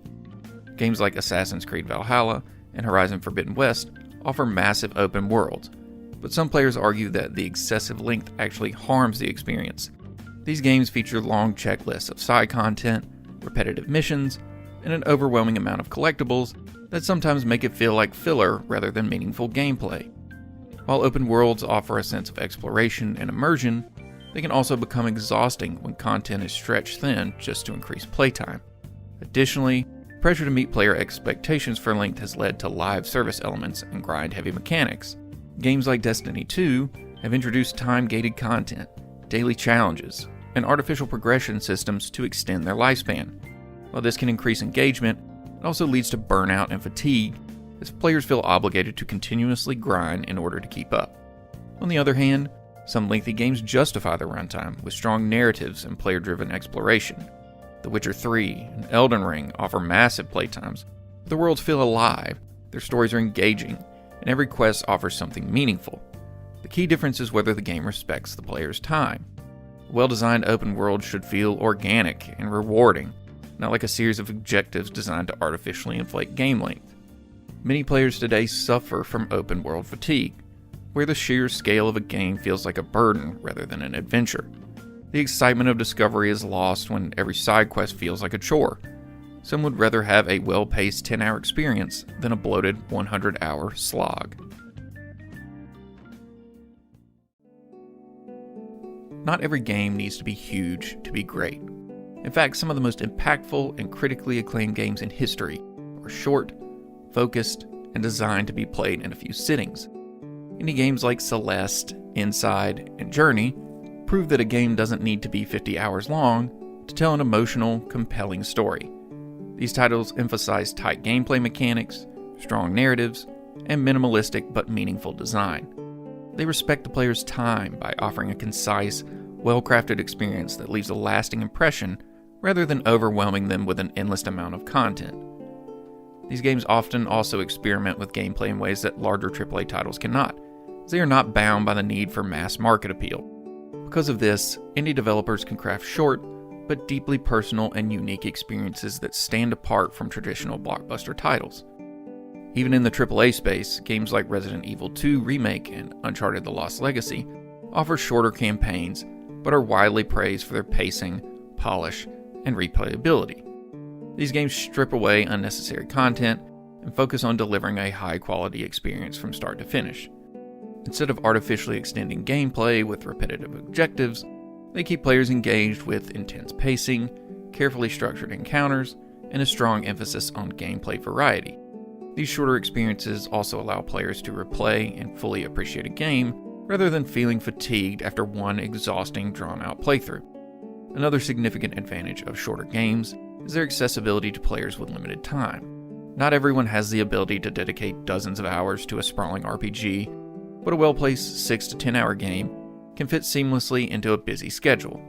Games like Portal, for example, provide deep, fulfilling experiences in a fraction of the time, making them perfect for players who prefer a focused adventure without the overwhelming time commitment.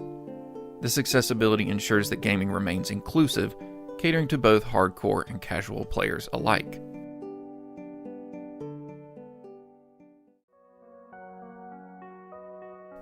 One of the most overlooked aspects of game design is pacing. A well-paced game, regardless of length, ensures that the player remains engaged from beginning to end. Some games stretch their runtime unnecessarily, leading to repetitive quests, excessive grinding, or drawn-out storytelling. A shorter game, when designed properly, removes the obstacles and delivers a tight, refined experience that respects the player's time. The best games, whether long or short, maintain consistent player engagement. They introduce new mechanics at the right moments, keep narrative momentum strong, and avoid filler content. A great example of this is The Last of Us Left Behind, a brief but impactful story expansion that delivers emotional depth and engaging gameplay in just a few hours. Despite its short runtime, it remains one of the most celebrated narratives in modern gaming because it tells a complete and satisfying story without overstaying its welcome. Shorter games also tend to focus on replayability rather than sheer length. Titles like Hades and Dead Cells embrace roguelike mechanics, ensuring that each playthrough offers something different, keeping players invested even if a single run only lasts a few hours.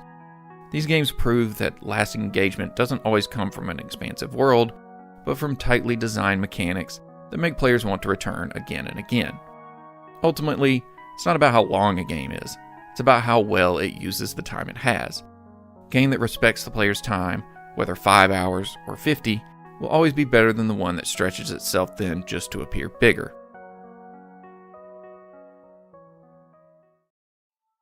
So do games need to be long to be good?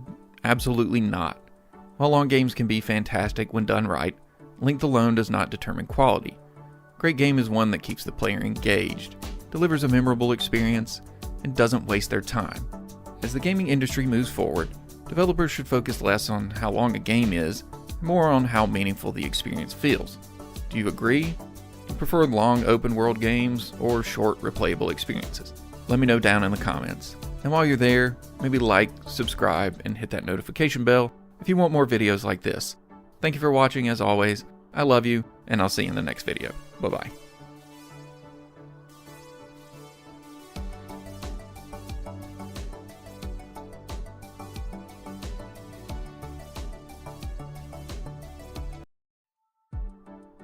Video games have long been home to some of the most bizarre and unbelievable myths. From hidden levels and impossible secrets to strange glitches and urban legends, the gaming world has had its fair share of wild rumors. While many of these stories turned out to be nothing more than hoaxes or playground gossip, a handful of them were actually true. Today we're looking at the biggest gaming myths that turned out to be real. Stories that players initially dismissed as fiction, but were later proven to exist or were added as Easter eggs. Don't forget to let me know what video game myths you remember hearing about, and let's get into the video. One of the most well-known gaming myths is the infamous cow level in Diablo 2. The legend of the secret realm filled with weapon-wielding cows dates back to Diablo 1, where rumors suggested that clicking on a specific cow multiple times would open a hidden portal to a bizarre battlefield. While no such level existed in Diablo 1, Blizzard leaned into the myth, teasing players about it and denying its existence for years. Then, in Diablo 2, Blizzard decided to turn the myth into reality. By following a specific set of actions, combining Wurt's Leg and a Tome of Town portal in the Heradric Cube while standing in the rogue encampment, players could actually unlock the secret cow level.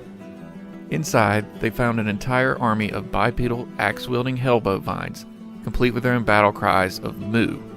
The cow level was more than just a fun joke. It became a crucial part of the Diablo community.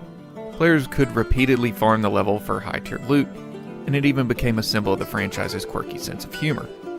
Blizzard continued to reference the cow level in later Diablo games as well, ensuring its place as one of gaming's greatest myths turned realities. Even in Diablo 3, the developers included a parody level called Whimsyshire, filled with rainbows and unicorns as a cheeky nod to the cow level's absurdity.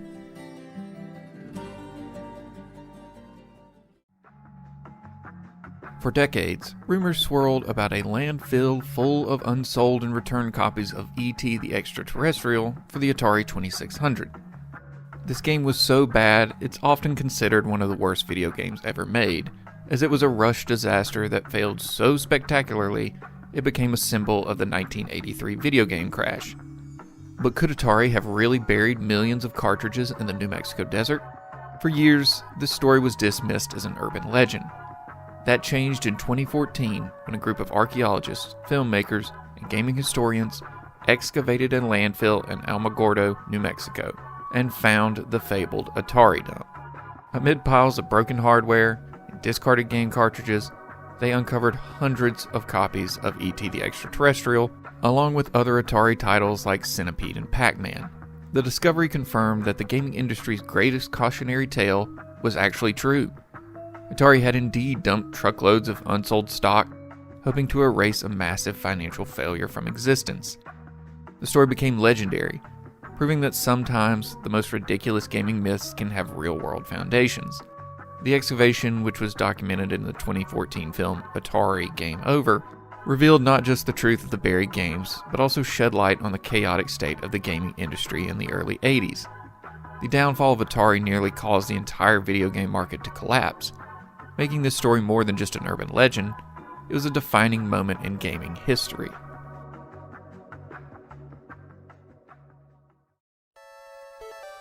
If you played Pokemon Red and Blue in the late 90s, you probably heard the myth about a hidden Mew under a truck near the SS Anne. According to playground rumors, if you used strength on the truck, Mew would appear and become catchable. This wasn't true, but the myth itself wasn't entirely baseless. Mew was secretly hidden in the game's code, but not under the truck. Instead, Mew was originally meant to be unobtainable, a developer-only Pokemon. However, due to a last-minute decision by Pokemon programmer Shigeki Morimoto, Mew was left in the game as an undocumented secret. This led to an accidental discovery of a glitch that allowed players to actually encounter and catch Mew using a series of precise steps involving trainer battles and menu manipulation. So while Mew wasn't under the truck, the idea that it was secretly in the game turned out to be completely true. The discovery of the Mew glitch further cemented the myth's place in gaming history, proving that sometimes rumors hold a grain of truth, even if they start in the wrong place. The enduring nature of this legend showcases how Pokemon has always been a game of secrets, inspiring players to experiment and push the limits of what's possible in each game.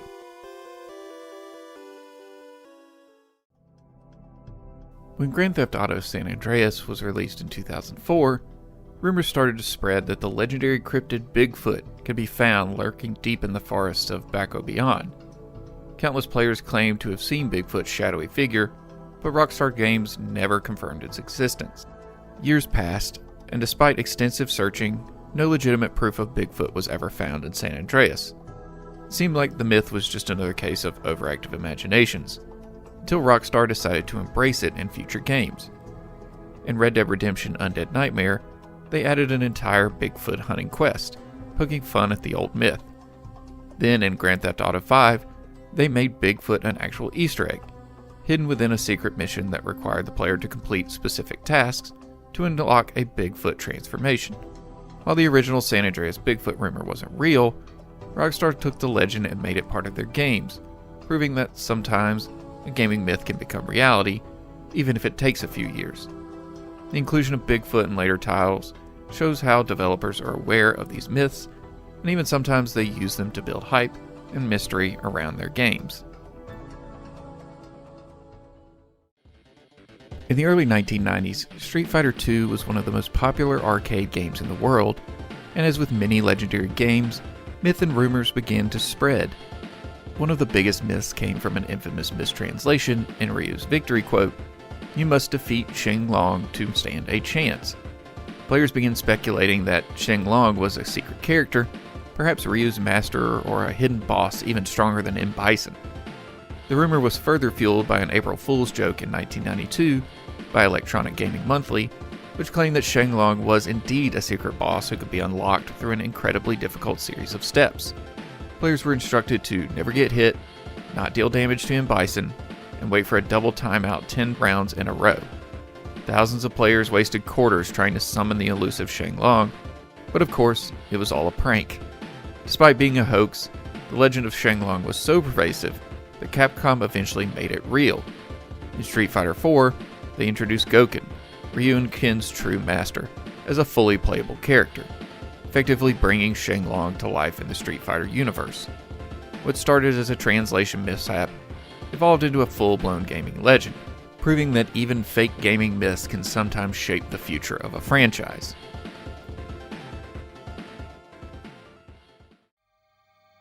In the golden age of arcades, games were designed to keep players engaged, but ultimately unbeatable. However, a long-standing myth suggested that Donkey Kong had a kill screen, a point where the game would glitch out and become unplayable. This seemed far-fetched at the time. After all, arcade games weren't supposed to have an end. But as expert players continued to push the game's limits, the myth turned out to be completely true. In Donkey Kong, if a player reaches level 22, the game's internal programming runs into a problem. The level timer, which dictates how long a player has to complete a stage, is mistakenly set so low that it becomes impossible to finish. No matter how skilled the player is, Mario will inevitably die after a few seconds, making progression impossible. This abrupt and unavoidable game over became known as the kill screen, a term later used for similar game-breaking points in other classic arcade games. This discovery transformed the Donkey Kong high score scene, as players competed not just for points, but also to reach the elusive kill screen. The phenomenon was later featured in the documentary The King of Kong, A Fistful of Quarters, bringing the concept of arcade kill screens to mainstream audiences. What was once thought to just be a strange rumor turned out to be a legitimate programming flaw that still exists in the game today.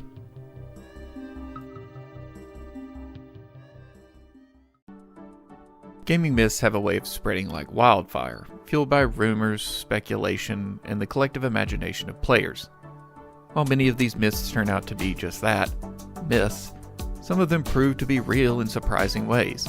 Whether it's secret levels that started as jokes, hidden Pokemon waiting to be discovered, or buried failures from gaming history, these stories remind us that sometimes the unbelievable can actually be true.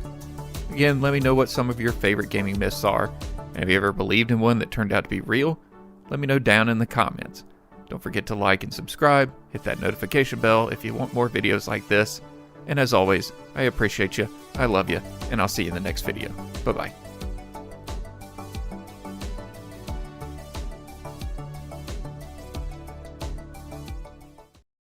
Some games arrive at just the right moment, capturing the imagination of players and setting trends that define gaming for years to come.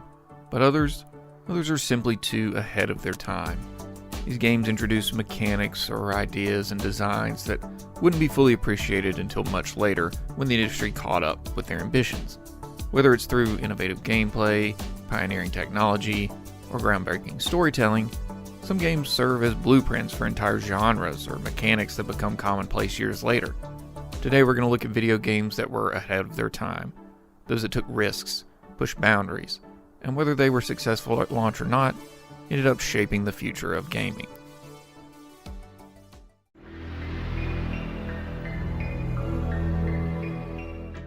Before the likes of Grand Theft Auto 3 and The Elder Scrolls Oblivion popularized the idea of living, breathing open worlds, Shenmue was already doing something revolutionary in 1999.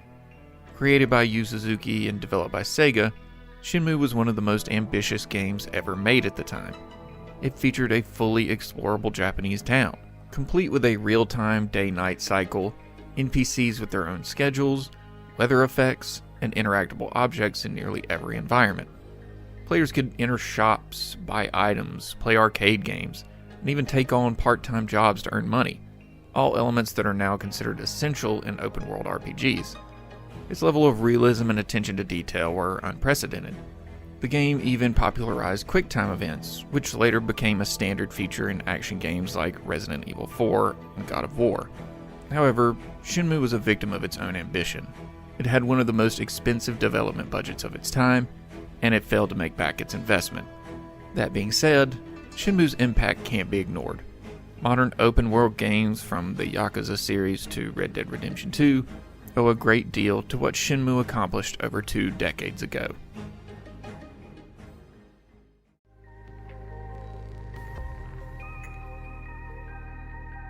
When Mirror's Edge was released in 2008, first-person shooters were the dominant genre, and most of them focused heavily on combat. But Mirror's Edge took a completely different approach. Instead of guns and firefights, it introduced a fast, fluid parkour movement system that put mobility front and center. Developed by DICE, Mirror's Edge had players navigating rooftops and cityscapes using momentum-based parkour mechanics. Wall runs, vaults, and perfectly timed jumps allowed players to flow through environments with speed and precision. It was one of the first games to truly make movement in first-person feel exhilarating, and in its minimalist, high-contrast art style, it was set apart from the gritty, brown-tinted shooters of the time. Despite critical praise for its unique approach, Mirror's Edge struggled commercially. Many players weren't used to a first-person game that wasn't combat-focused, and the learning curve for its movement system was steep. However, its influence can be seen in later games like Dying Light, Titanfall 2, and Cyberpunk 2077, all of which incorporate parkour-style movement in a way that feels second nature to modern players. In hindsight, Mirror's Edge was simply too ahead of its time for a mass audience, but its impact on movement mechanics in first-person games is undeniable.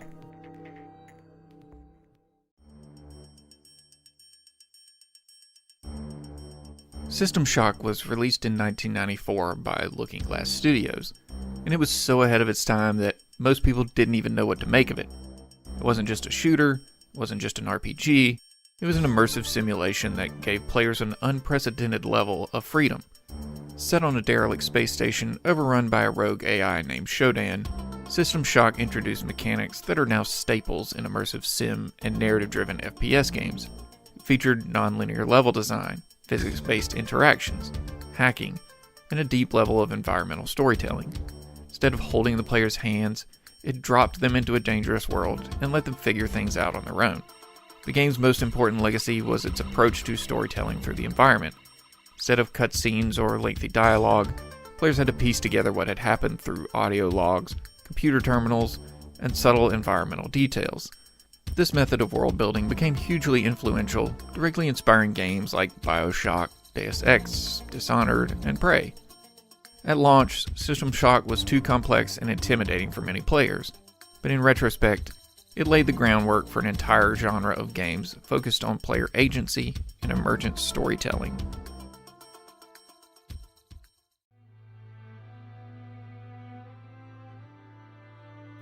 In 2009, Demon's Souls was released on the PlayStation 3, and unlike most RPGs of the time, it was incredibly punishing. It had an intentionally cryptic narrative, and it also expected players to learn from failure instead of holding their hand.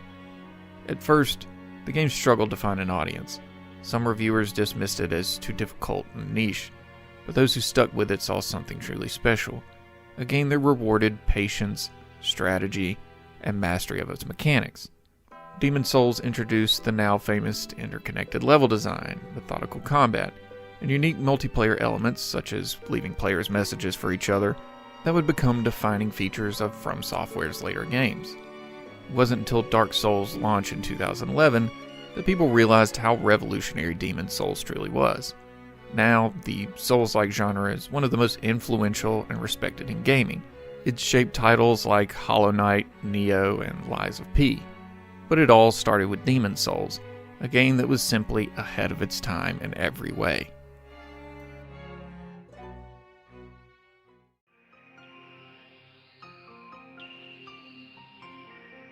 When Metroid Prime was announced, fans were a little skeptical. Turning Metroid into a first-person game, it seemed like a recipe for disaster. But when Metroid Prime released in 2002, it proved to be one of the most brilliant reimaginings of a franchise ever made. Instead of a traditional FPS, Metroid Prime retained the Metroidvania structure, focusing on exploration, environmental puzzles, and backtracking with newly acquired abilities. It also introduced an innovative scanning system, allowing players to gather lore and uncover the secrets of its alien world. This kind of in-game storytelling through exploration became hugely influential to later games. At the time, FPS games were primarily about shooting, but Metroid Prime proved that first-person games could be about discovery and immersion instead. While it was well received, its ideas weren't widely adopted until years later, when more developers started experimenting with first-person adventure mechanics. Metroid Prime was truly ahead of its time.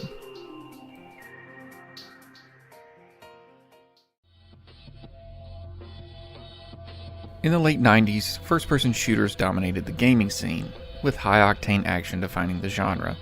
But Thief: The Dark Project dared to go in the complete opposite direction, introducing a first-person stealth experience, unlike anything before it.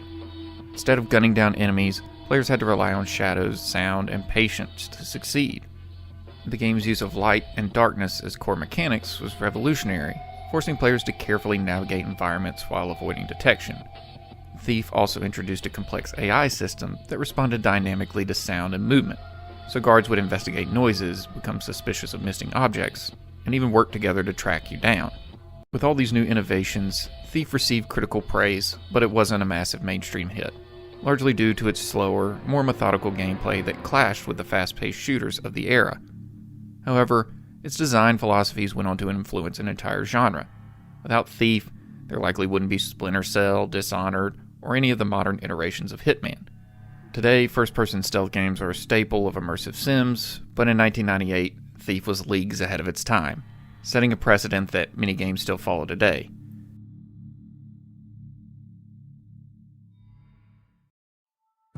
Some games launch at just the right time, while others are simply too advanced for the era they're released in. Whether due to technological limitations, audience expectations, or just being too ambitious, the games we've discussed today weren't fully appreciated when they first came out, but they laid the groundwork for some of the most beloved and successful games of all time. Which games do you think were ahead of their time? Let me know in the comments. And while you're there, make sure to like, subscribe, and hit that notification bell if you want more videos like this in the future. As always, thank you for watching, I love you, and I'll see you in the next video. Bye-bye.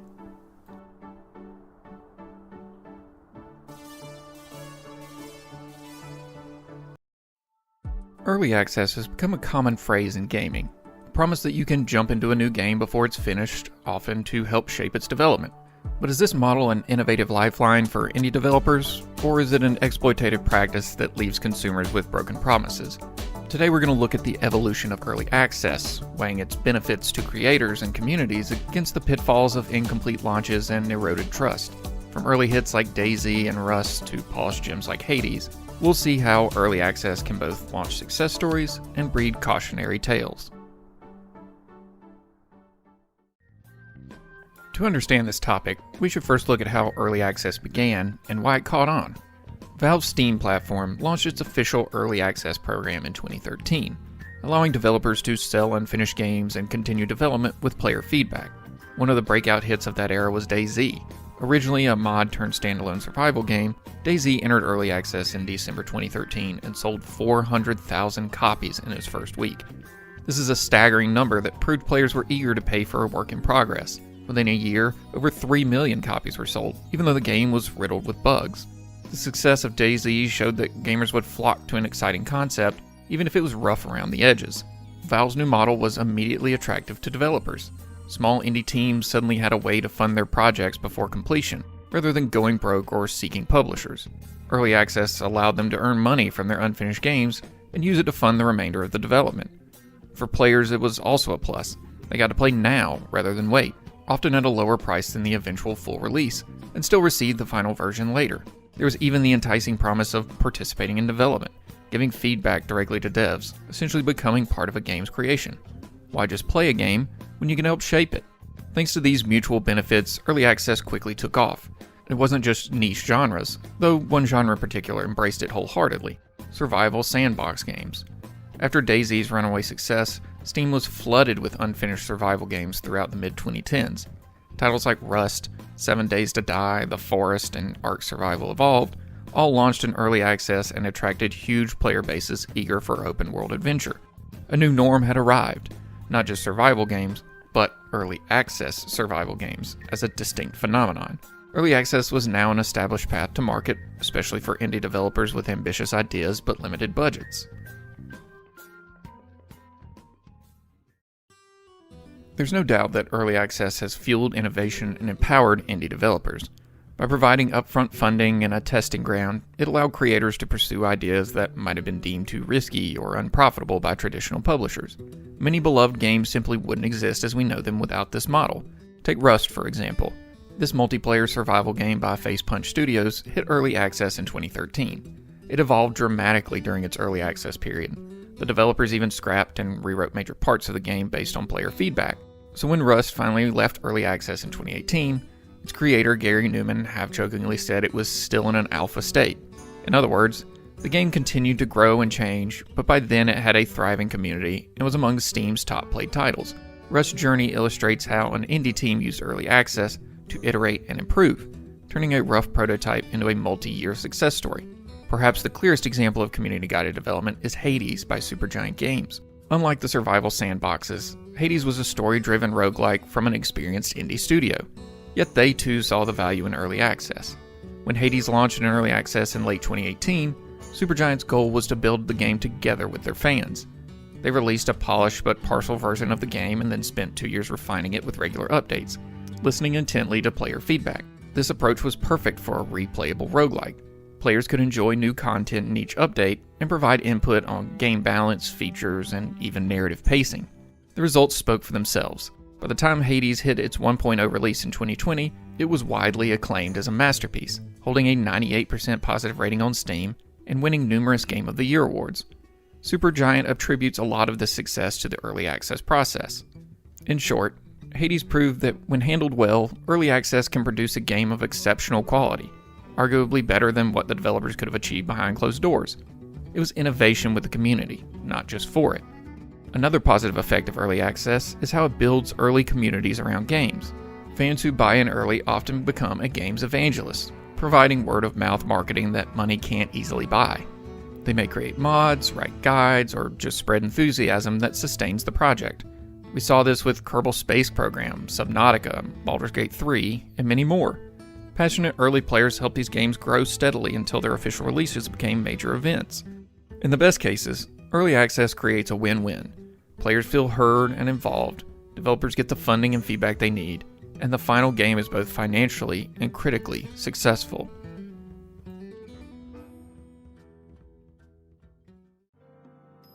For all its success stories, early access has an undeniable dark side. Not every unfinished game ends up becoming a Hades or a Rust. In fact, many players have learned to be cautious or even cynical about early access due to high-profile failures and broken promises over the years. For every success, there are other games that languished incomplete or left buyers feeling duped. One common issue has been developers overpromising and under-delivering. When a studio sells a vision of a game that's grander than what they can actually achieve, early access can start to feel like a bait and switch. Players may spend money based on a roadmap of features that never fully materialize. DayZ itself, despite kickstarting the craze, became a poster child for protracted development. It stayed in early access for 5 years, only leaving in 2018, and even then, it still didn't contain all the features originally planned. While Bohemia Interactive did continue improving DayZ and the game eventually found stability, early adopters had to endure a very long wait and patience wore thin. Many DayZ players were frustrated by delays and communication lapses, feeling that promised content had been indefinitely postponed. This kind of scenario started to play out too frequently in the mid-2010s. The surplus of survival games brought its share of disappointments. Customers were becoming impatient with delays, poor communication from developers, and features that either never arrived or wound up being cut. Some projects simply couldn't meet their ambitious goals. Incomplete launches became a recurring problem. Developers would run out of money or burn out, and the game would quietly stagnate or be abandoned while still in alpha beta. For example, The Stomping Land, a dinosaur survival game, raised over $100,000 on Kickstarter and entered early access, only to be abandoned by its creator, stranding players with an unfinished product and no refunds. These incidents contribute to the erosion of consumer trust. If you buy into an early access game and feel you didn't get what was promised, you're likely to be much warier next time. By now, seasoned gamers often approach early access with a healthy skepticism. Will this game ever hit 1.0? Is the developer capable of finishing it? Valve even updated its early access guidelines years ago to remind buyers that there's no guarantee a game will ever be completed. Essentially, buyer beware. It truly can be a gamble. Sometimes that bet pays off and everyone is happy. Other times, players will wait years just to wind up with a game they don't like or a game different than what they thought they were paying for. Sometimes, they'll end up with no game at all. Worse are the cases where early access starts to feel like outright exploitation. The most egregious examples, less scrupulous developers might use early access as a cover to sell a half-baked product and then disappear. While those are rare, and platforms like Steam do take action against clear scams, even well-meaning teams can find themselves in over their heads, essentially selling promises they can't keep. Each time an early access project fails publicly, it dents players' confidence in the model as a whole. Early access is still evolving today, and the last couple of years have given us stark examples of both its great successes and painful failures. So let's take a look at a few notable examples from the last few years that illustrate how early access can go very right or very wrong. If there's a recent cautionary tale, it's this one. The Day Before was a highly anticipated online zombie survival game that climbed to the top of Steam wishlists thanks to the slick trailers and big promises. However, when it finally launched in early access in December 2023, reality hit hard. Players discovered the game was nothing like the initial hype. In fact, it wasn't even a proper open-world survival MMO, but more of a mediocre session-based shooter. To make matters worse, the launch was plagued with server problems and missing features. The backlash was swift and brutal. The Day Before landed some of the worst reviews ever for a Steam game upon release, and within 4 days, the developer Fantastic announced it was shutting down the project. The studio cited that the game had failed financially and they could not continue working on it. Valve removed the title from sale, and no patches or fixes would be coming. In essence, The Day Before was dead on arrival, an example of how early access can erode trust overnight. A game that built enormous hype ended up leaving its early buyers with a virtually unplayable product and no future support. Incidents like this fuel arguments that early access lets studios exploit consumer excitement with little to no accountability. On a more positive note, Palworld shows how early access can launch a viral hit, though not without controversy. Palworld grabbed attention as the Pokemon with Guns game, a bizarre mashup where cute collectible creatures share a world with machine guns and factory labor. When it entered early access on Steam in January 2024, curiosity and social media buzz drove it to incredible heights. In just the first 3 days, Palworld sold over 5 million copies. It shattered concurrent player records, briefly surpassing even Counter-Strike's all-time peak players on Steam. Within a month, the game had reached over 12 million sales on Steam and many more millions of players via Xbox Game Pass, making it one of the biggest indie launches ever. Clearly, early access was not a hindrance to players. They flocked to Palworld for its novelty and fun factor. Yet, the Palworld story also raises the question of exploitation in a different sense. The game's design is heavily inspired by the Pokemon franchise, so much so that the Pokemon Company announced an investigation into possible plagiarism. Developers Pocket Pair also face accusations of using generative AI for art assets without disclosure, causing some distrust in the community. For now, Palworld is an early access success story in terms of player numbers, but it remains to be seen if it will fulfill all of its promises or if early adopters might eventually feel it exploited their nostalgia and curiosity. It's a reminder that even wildly successful early access games can carry uncertainty about their endgame. In the wake of Hades' triumph, Supergiant Games opted to bring its first ever sequel, Hades 2, to early access as well. This move in 2024 demonstrated how a positive experience can build trust. The gaming community greeted Hades 2 early access launch with excitement and confidence that Supergiant would once again deliver.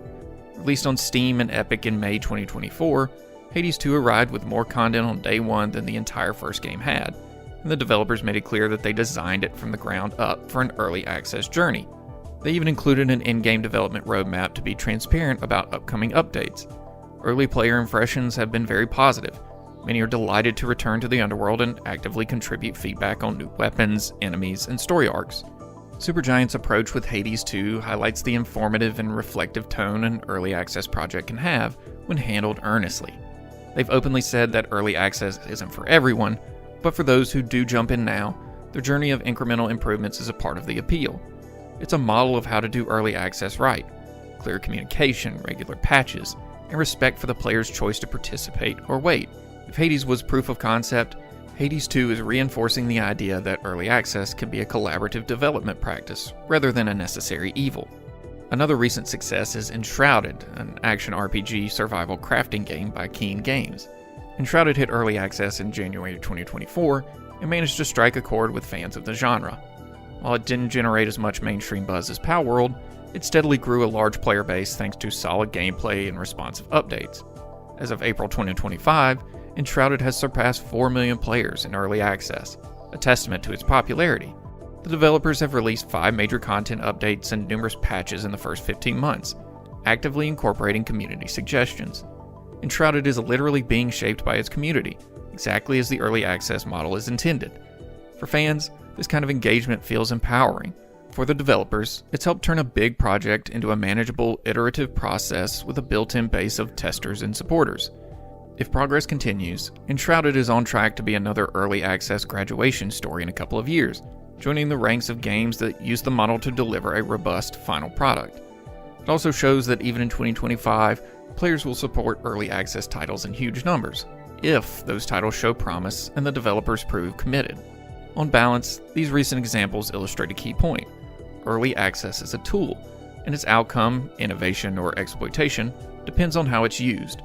The day before demonstrated how things can collapse when a project isn't honest about its state or simply can't meet expectations.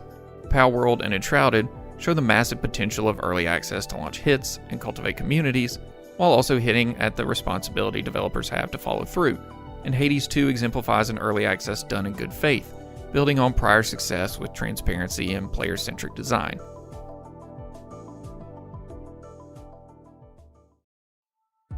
Early access in gaming is ultimately a double-edged sword.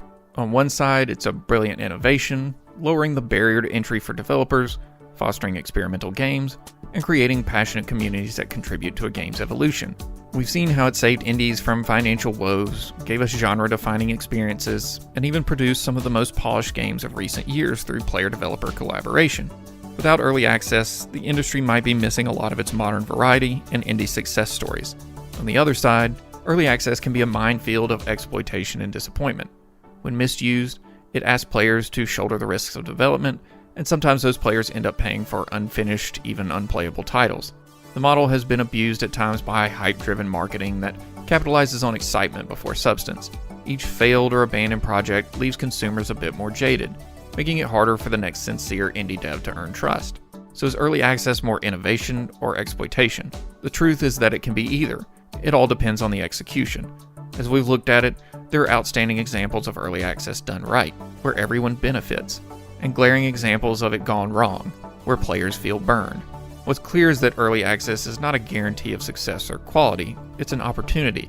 It shifts some power and responsibility to the players, for better or worse. For developers, the lesson is to approach early access with transparency, realistic promises, and commitment to your community. For players, the lesson is to approach early access with eyes open, support the projects if you believe in them, but remember that you're placing a bet on an unfinished game. Sometimes you'll get to be part of the next big innovation in gaming, and other times you might end up with a cautionary tale. In the end, early access is a microcosm of game development itself. High risk, high reward, and always a learning experience. The line between innovation and exploitation will continue to be drawn by how developers and players handle this powerful yet precarious model in the years to come. Hey, thanks for watching this video, I really appreciate it. If you enjoyed this video, make sure you like, subscribe, and hit that notification bell for more videos like this, and I'll see you in the next one. I love you. Bye-bye.